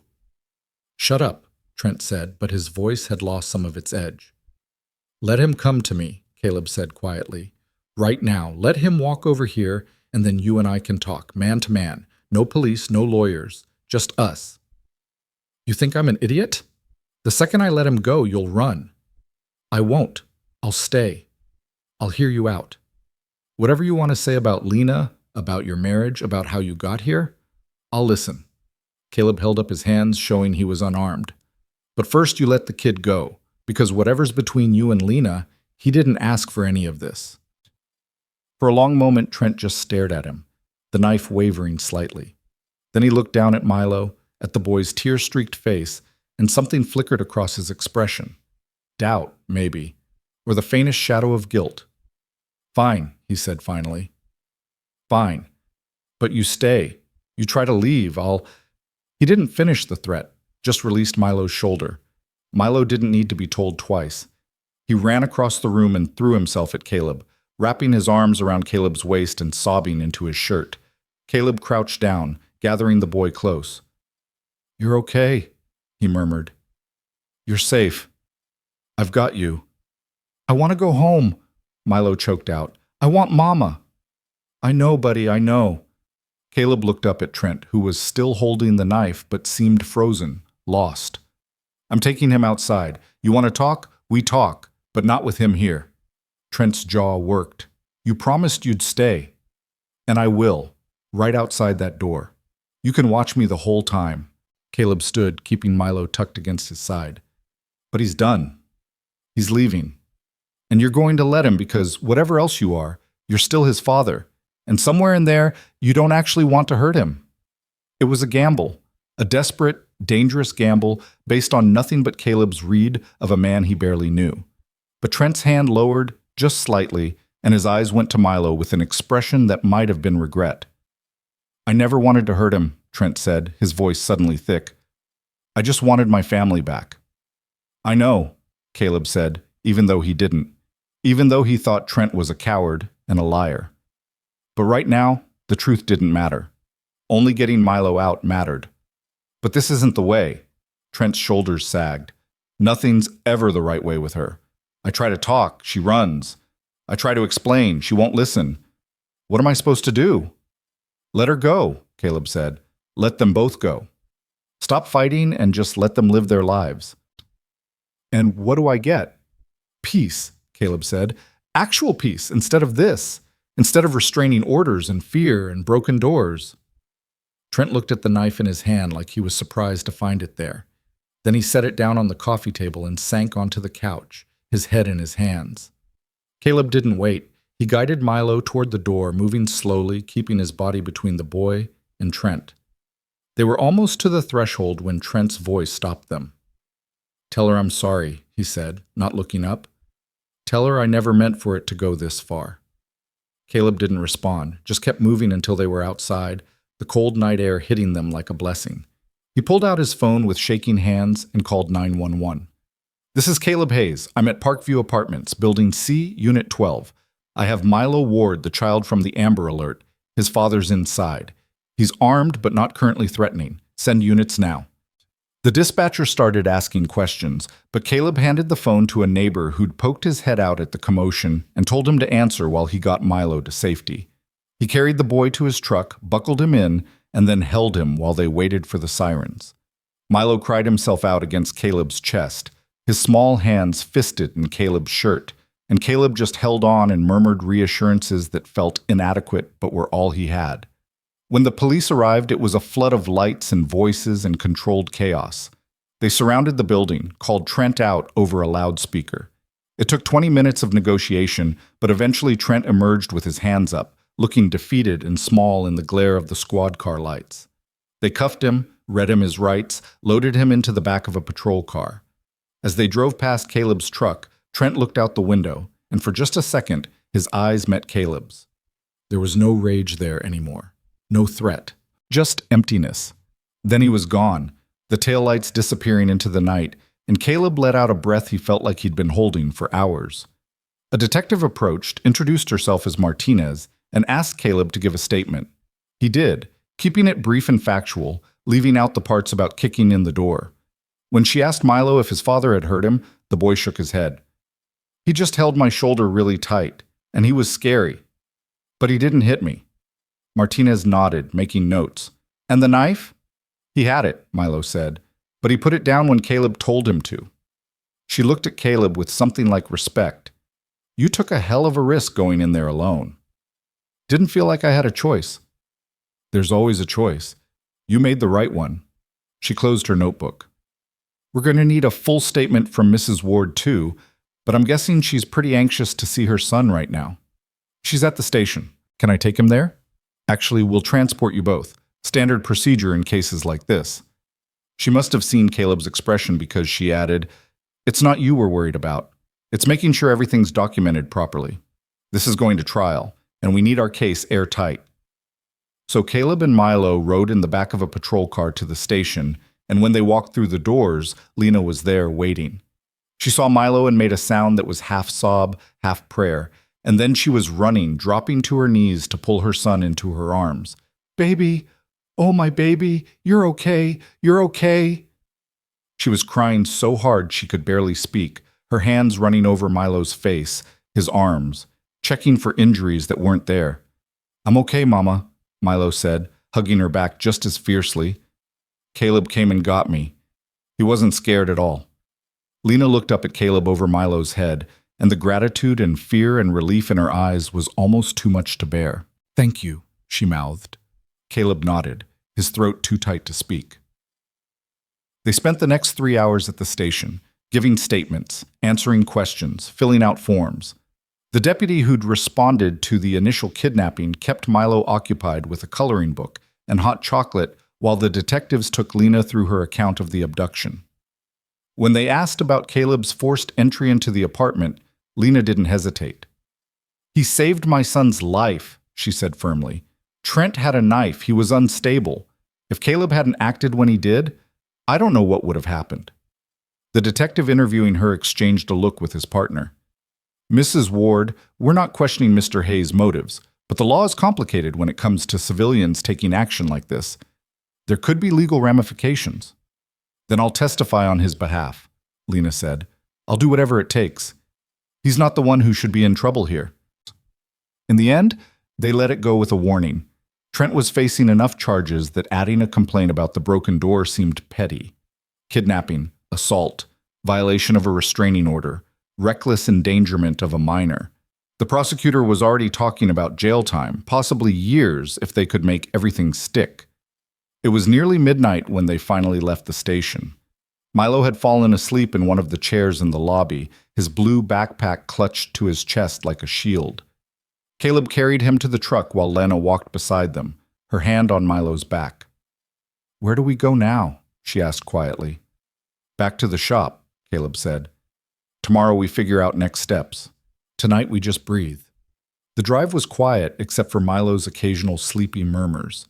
Lena stared out the window, her arms wrapped around herself, and Caleb could see the tremors still running through her body. When they got back to the shop, Caleb carried Milo to the back room and laid him on the couch. The boy didn't wake, just curled into a ball inside. Lena covered him with a blanket, smoothed his hair back from his forehead, and then stood there watching him like she was afraid he'd disappear if she looked away. "You should try to rest," Caleb said. "I can't. Every time I close my eyes, I see Trent's car driving away. I hear Milo crying for me." Her voice broke. "I couldn't protect him. I tried and I failed and he—" "You didn't fail," Caleb interrupted. "You did everything right. You called the police. You gave them information. You trusted me to find him. You could have been killed. But I wasn't." "You could have been," Lena insisted, turning to face him. "He had a knife, Caleb. He could have used it, and it would have been my fault for dragging you into this mess." Caleb crossed the room and took her face in his hands, gentle but firm. "Listen to me. I made my own choices, every single one, and I'd make them again in a heartbeat. You didn't drag me anywhere. I walked into this with my eyes open." "Why?" Lena's eyes were wet, searching his. "Why would you risk so much for us?" "I already told you, because somebody should. Because you and Milo deserve someone in your corner. Because—" He stopped, the words catching in his throat. "Because what?" "Because I love you," Caleb said, the admission surprising him almost as much as it surprised her. "I love you, and I love that kid. And somewhere along the way, you stopped being people I was helping and started being my family, and I protect my family." Lena's breath hitched. Then she kissed him, desperate and grateful, and full of everything she couldn't put into words. Caleb kissed her back, pouring 3 years of grief and loneliness and careful hope into it, and when they finally broke apart, they were both shaking. "I love you too," Lena whispered. "I think I have for a while. I was just too scared to say it." "You don't have to be scared anymore." "Don't I? Trent's in jail, but he won't stay there forever, and when he gets out, we'll deal with it," Caleb said. "Together. But tonight, he's locked up and Milo's safe, and you're here. That's enough." Lena leaned into him, and Caleb wrapped his arms around her and held on tight. They stood like that for a long time. Two people who'd been broken in different ways finding something whole in each other. Eventually, exhaustion won out, and they collapsed onto the small bed in the corner of the back room, fully clothed, too tired to do anything but hold each other.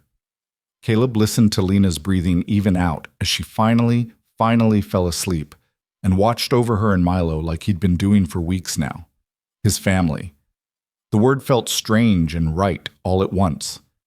Outside, the night was cold and dark. But inside that small room, with the two people who'd given him a reason to feel again, Caleb felt warm for the first time in 3 years. and when sleep finally took him, he didn't dream of car crashes or empty seats or meals eaten in silence. He dreamed of Friday nights that didn't taste like grief anymore. Morning came too soon, pale light filtering through the high windows of the shop and landing across Caleb's face like an unwelcome reminder that the world kept turning whether you were ready or not. He woke to find Lena already up, sitting on the edge of the bed with her phone in her hands, staring at the screen with an expression he couldn't quite read. "What is it?" he asked, his voice rough with sleep. She turned to him and he saw the exhaustion still carved into every line of her face despite the hours of rest. "The prosecutor's office. They want to meet this morning. They're fast-tracking Trent's arraignment." Caleb sat up, scrubbing a hand through his hair. "That's good, right?" "I think so. They said the evidence is strong. The Amber Alert, witness statements, the knife, Milo's testimony if they need it." She paused, her jaw tightening. "They're charging him with kidnapping, aggravated assault, child endangerment, and violation of the restraining order. The prosecutor thinks they can get him remanded without bail." "Meaning he stays locked up until trial?" "Yeah." Lena's hands were shaking slightly. "It feels too good to be true. Like any second someone's going to tell me it's a mistake, that he's getting out, that this nightmare isn't actually over." Caleb reached for her hand, laced his fingers through hers. "It's not over yet, but it's getting there." From the couch, Milo stirred, making a small sound of confusion before his eyes opened.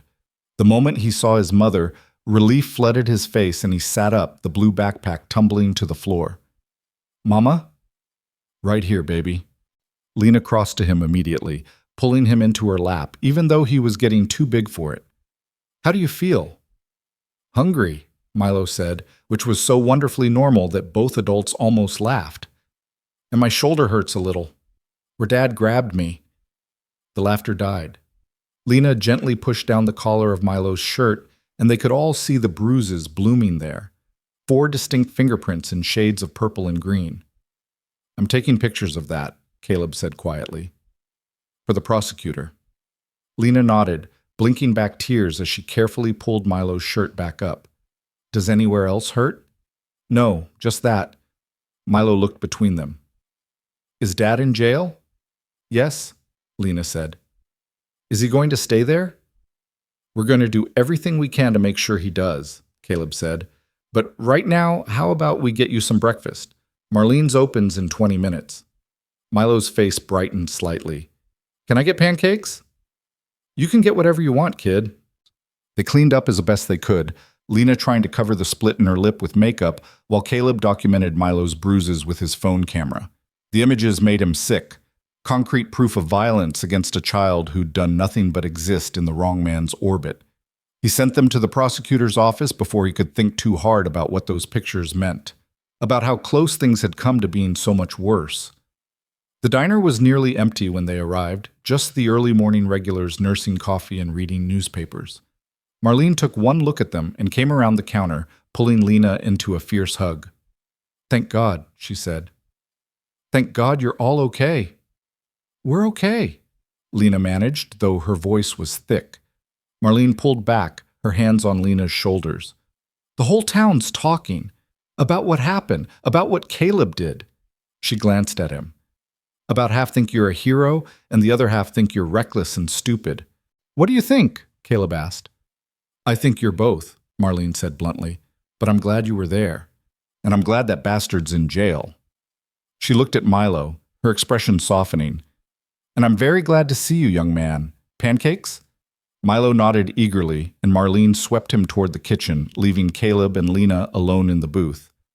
They sat in silence for a moment, the weight of everything that had happened settling over them like a physical thing. Then Lena said, quietly, "I keep waiting for the other shoe to drop." "What do you mean?" "I mean, every time things start to feel safe, something happens.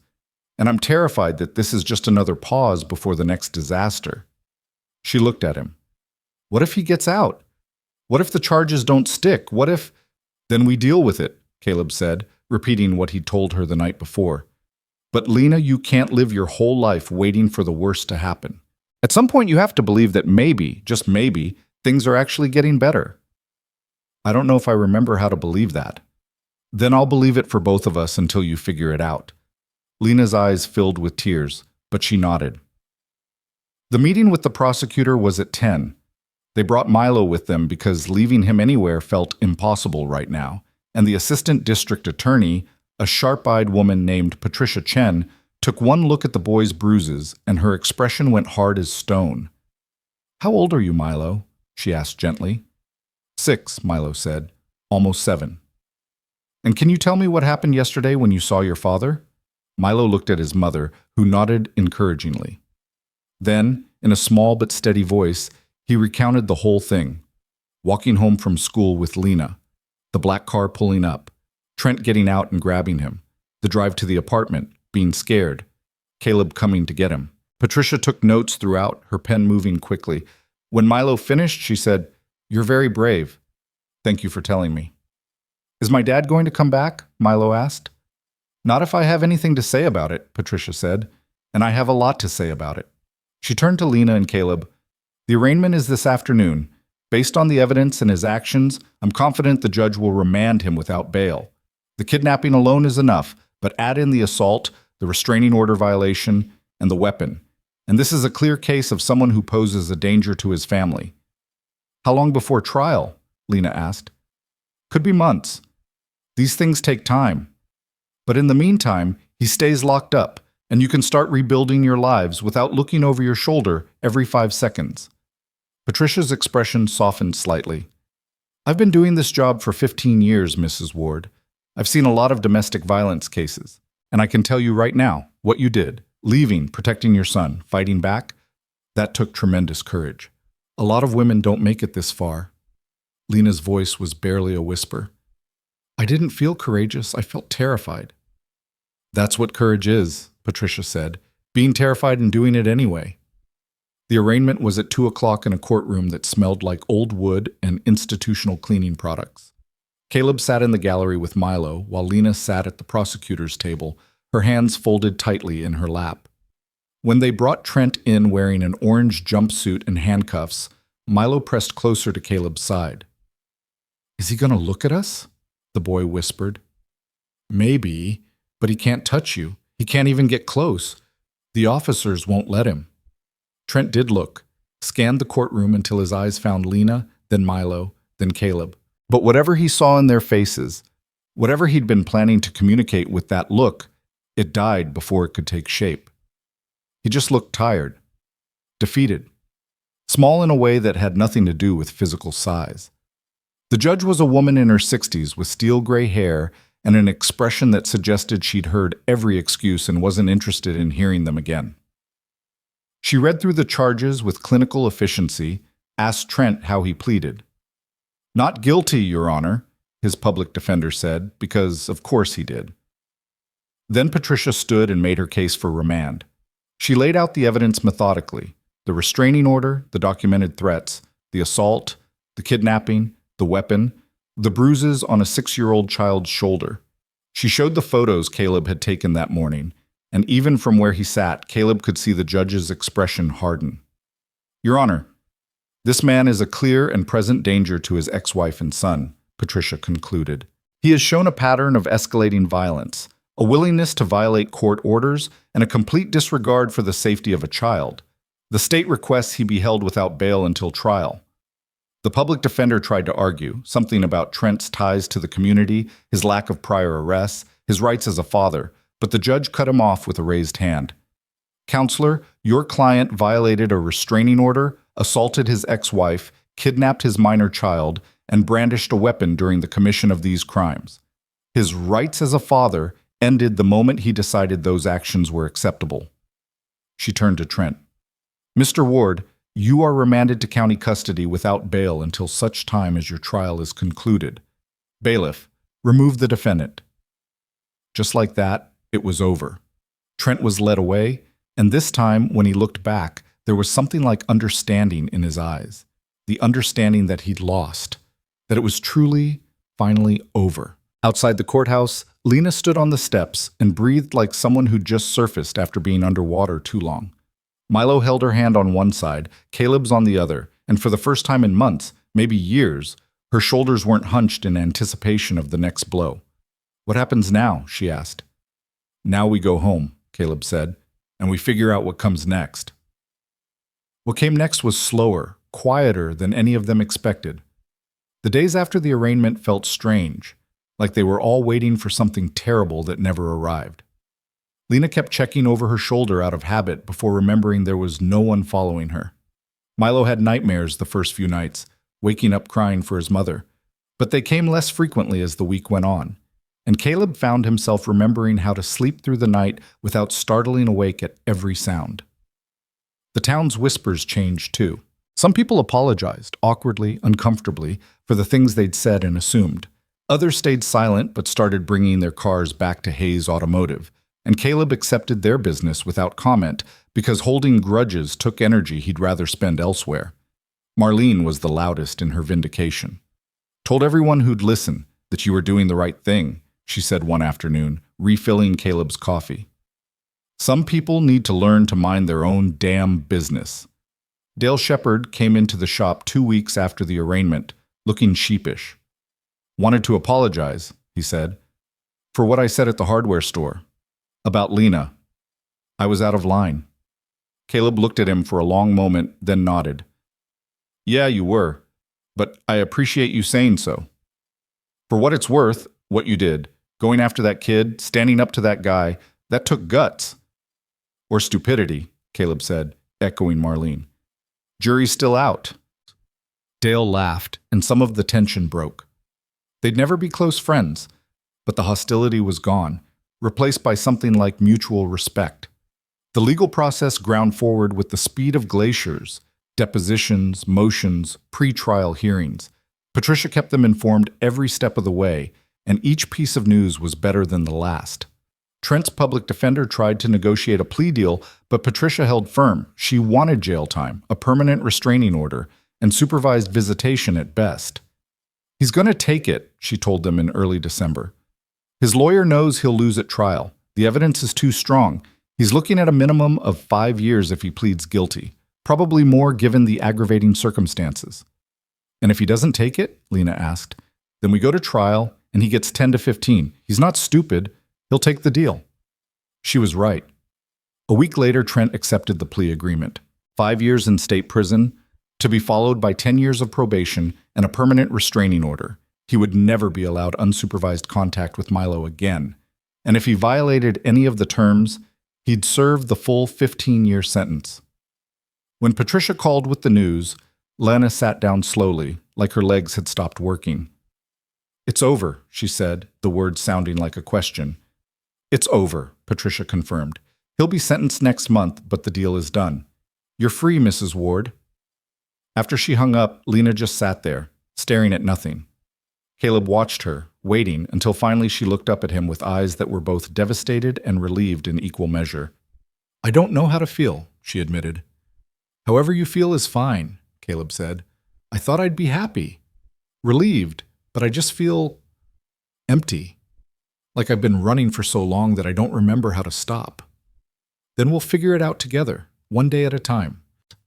Milo, who'd been coloring at his corner table, came over and climbed into his mother's lap without a word. She held him close, and Caleb put his hand on her shoulder, and they sat like that while the shop settled around them. The weeks leading up to Christmas were the best Caleb could remember in years. Lena started taking shifts at the diner again, but now she came home with stories instead of fear. Milo brought home a paper snowflake he'd made in school and taped it to the shop window with such ceremony that Caleb found himself grinning. They started having dinner together every night, sometimes takeout, sometimes Lena's cooking, once a truly terrible attempt at homemade pizza that they ate anyway while laughing at how bad it was. And slowly, carefully, the boundaries between Lena and Milo staying at the shop and this being their home began to blur. It was Milo who brought it up first. They were decorating a small Christmas tree Caleb had bought on impulse, the first one he'd had in 3 years, when the boy said, Are we going to live here forever? Lena's hand stilled on the ornament she was hanging. I don't know, baby. We're still saving up for our own place. But I like it here. Milo looked at Caleb. Don't you want us to stay? Caleb felt both of them looking at him, waiting. Of course I want you to stay. But that's not really my decision to make. Why not? Milo asked with the logic of someone too young to understand adult complications. Because, Caleb looked at Lena, who was watching him with an expression he couldn't quite read. Because your mom and I haven't really talked about what happens next. Then talk about it, Milo said, and went back to hanging ornaments like the matter was settled. That night, after Milo was asleep, Caleb and Lena sat in the main bay of the shop with mugs of coffee going cold between them. We should probably talk, Lena said. Probably. About what we're doing, what this is. Caleb set down his mug. What do you want it to be? I don't know. I've spent so long just trying to survive that I haven't let myself think about actually living. She looked at him. But I know I don't want to leave. I know Milo's happy here. I know I'm happy here. And I know you're a huge part of that. I'm happy too, Caleb said. Happier than I've been in 3 years. Since my son died, I've been going through the motions. But you and Milo, you made me want to actually live again. Made me remember what it feels like to have people to care about. So where does that leave us? I think, Caleb said slowly, it leaves us wherever we want to be.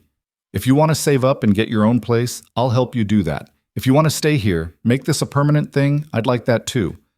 But either way, I'm not going anywhere. I love you. I love Milo. And whatever comes next, we figure it out together. Lena's eyes were wet. You really mean that? Every word. She crossed the space between them and kissed him, soft and slow and full of promise. When they broke apart, she was smiling. I want to stay, she said. Not because I need to, not because I'm running from something, but because this feels like home. You feel like home. Then stay, Caleb said. Both of you, for as long as you want. What if Milo starts calling you Dad? Lena asked, her voice careful. I know you lost your son, and I don't want to.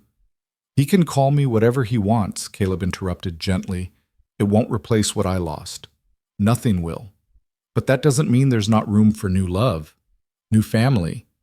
My boy would want that for me. I think he'd like Milo. I think they would have been friends. Lena leaned her head against his shoulder. Tell me about him. Your son. I want to know. So Caleb did.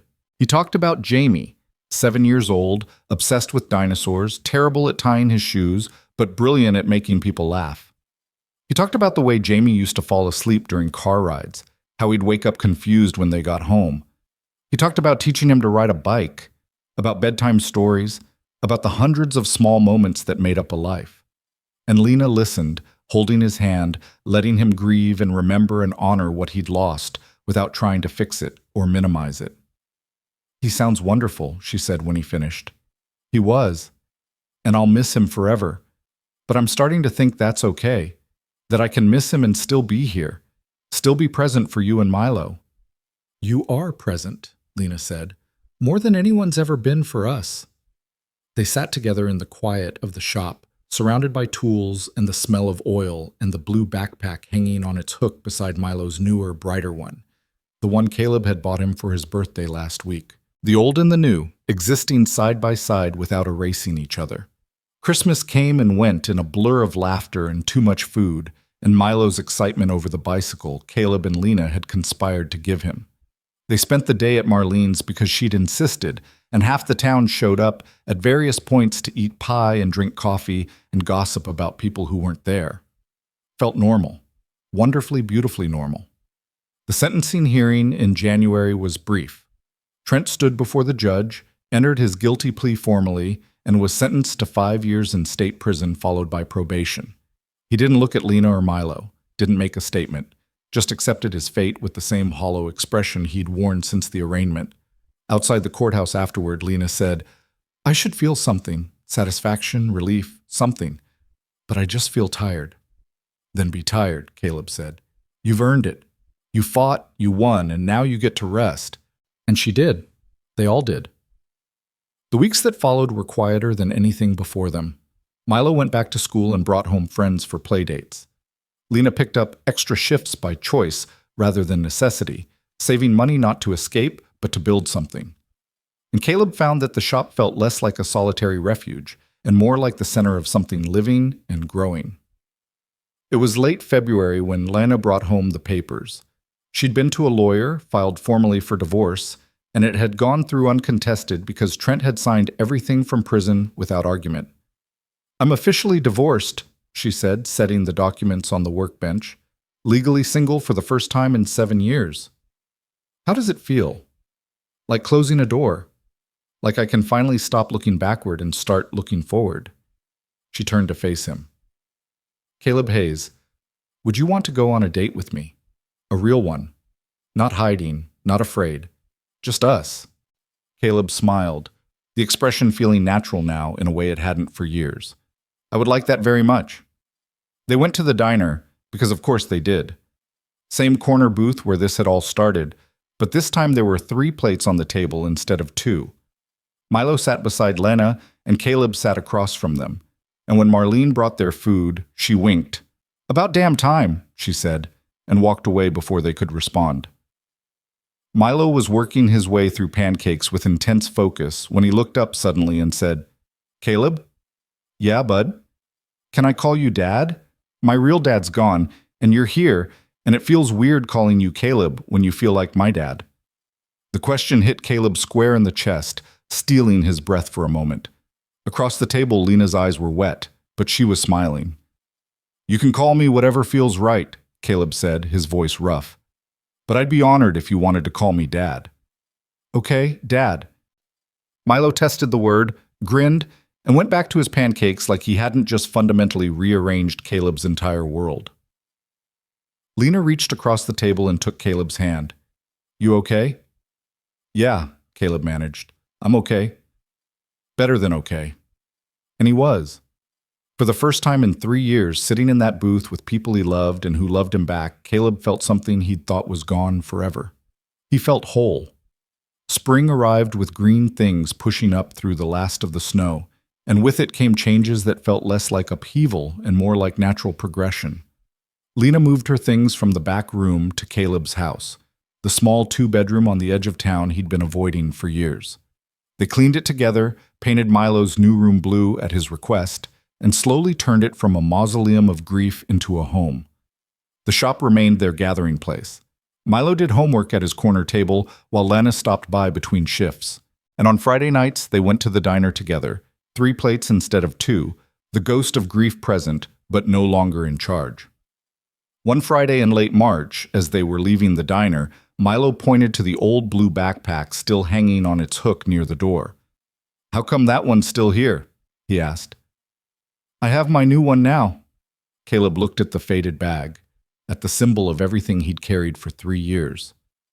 "Because it reminds me of where we started.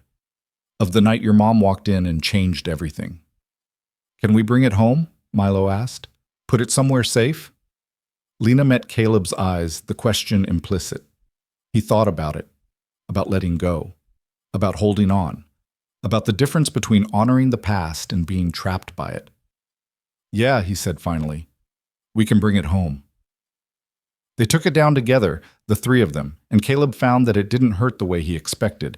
Instead, it felt like acknowledgement, like saying thank you to everything that had led him here, to this moment, to this family. At home, they hung the old backpack next to Milo's new one on hooks by the door, past and present, side by side. "Perfect," Milo declared, and ran off to play. Lena stepped close to Caleb, sliding her arms around his waist. "You okay?" "I'm more than okay. For 3 years I thought the best parts of my life were behind me, thought I was just marking time until I could see my son again." He pulled her closer. "But you and Milo, you reminded me that life keeps going, that there's room for new love even when you think you're all used up." "We didn't fix you," Lena said softly. "You're not a thing that needed fixing." "No, but you made me want to heal. That's different. That's everything." She kissed him then, and it tasted like home. The months that followed weren't perfect. Milo still had nightmares sometimes. Lena still flinched at unexpected sounds. And Caleb still visited Jamie's grave on the anniversary of the accident, bringing flowers and spending an hour telling his son about his life, about Lena and Milo, about the family that had found him in the wreckage. But those moments of pain existed alongside joy now, instead of being the only thing that existed. Milo's laughter, bright and frequent.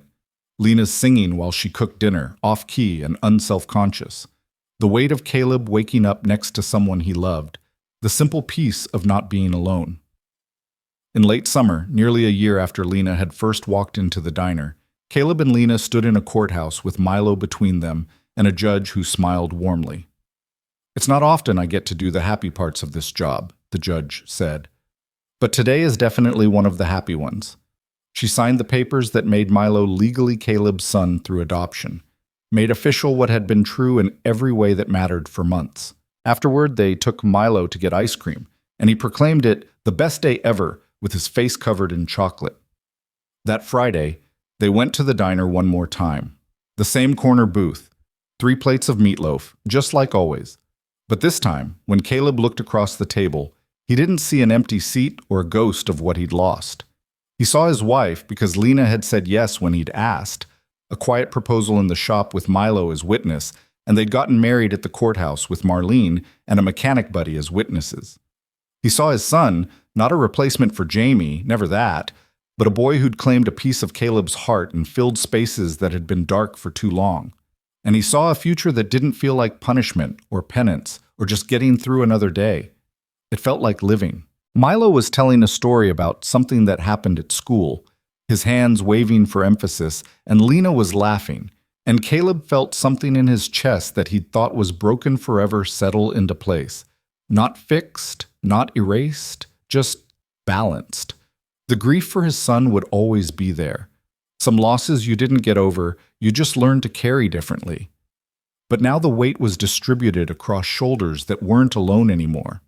Across a family that chose each other, that fought for each other, that showed up every single day. "Dad?" Milo said, and Caleb still felt the impact of that word every time. "Are you listening?" "Yeah, bud, I'm listening." I said, "Can we get dessert?" Lena raised an eyebrow. "You just ate a whole plate of meatloaf." "I know, but I'm growing. Mr. Chen at the hardware store said so." "Mr. Chen's not the boss of your stomach," Lena said, but she was smiling. Caleb flagged down Marlene. 3 slices of pie, whatever he wants." "A 3? Marlene asked. 3, Caleb confirmed. "We're celebrating." "Celebrating what?" Caleb looked at his family, his wife, his son, the life they'd built from broken pieces and desperate hope. "Everything." Marlene brought the pie, and they ate it while Milo narrated his plans for the weekend, which involved the bicycle and the park, and possibly learning to do a wheelie, even though Lena insisted he absolutely could not learn to do a wheelie until he was at least 10. The diner filled and emptied around them. People came and went. The town kept spinning its small-town rhythms. And in the corner booth by the window, a man who'd spent 3 years eating with ghosts sat with the people who'd taught him how to live again. The second plate wasn't empty anymore. And Caleb Hayes, mechanic and father and husband, discovered that sometimes the best thing you could do with grief was make room beside it for joy. Not instead of, beside. Both things could be true. Both things could exist. And in that truth, in that balance, he finally found something that felt like peace. Outside, the sun was setting, painting the sky in shades of gold and orange. Inside, the diner was warm, and the booth was full, and the future stretched ahead like an open road. And for the first time in 3 years, Caleb was ready to see where it led.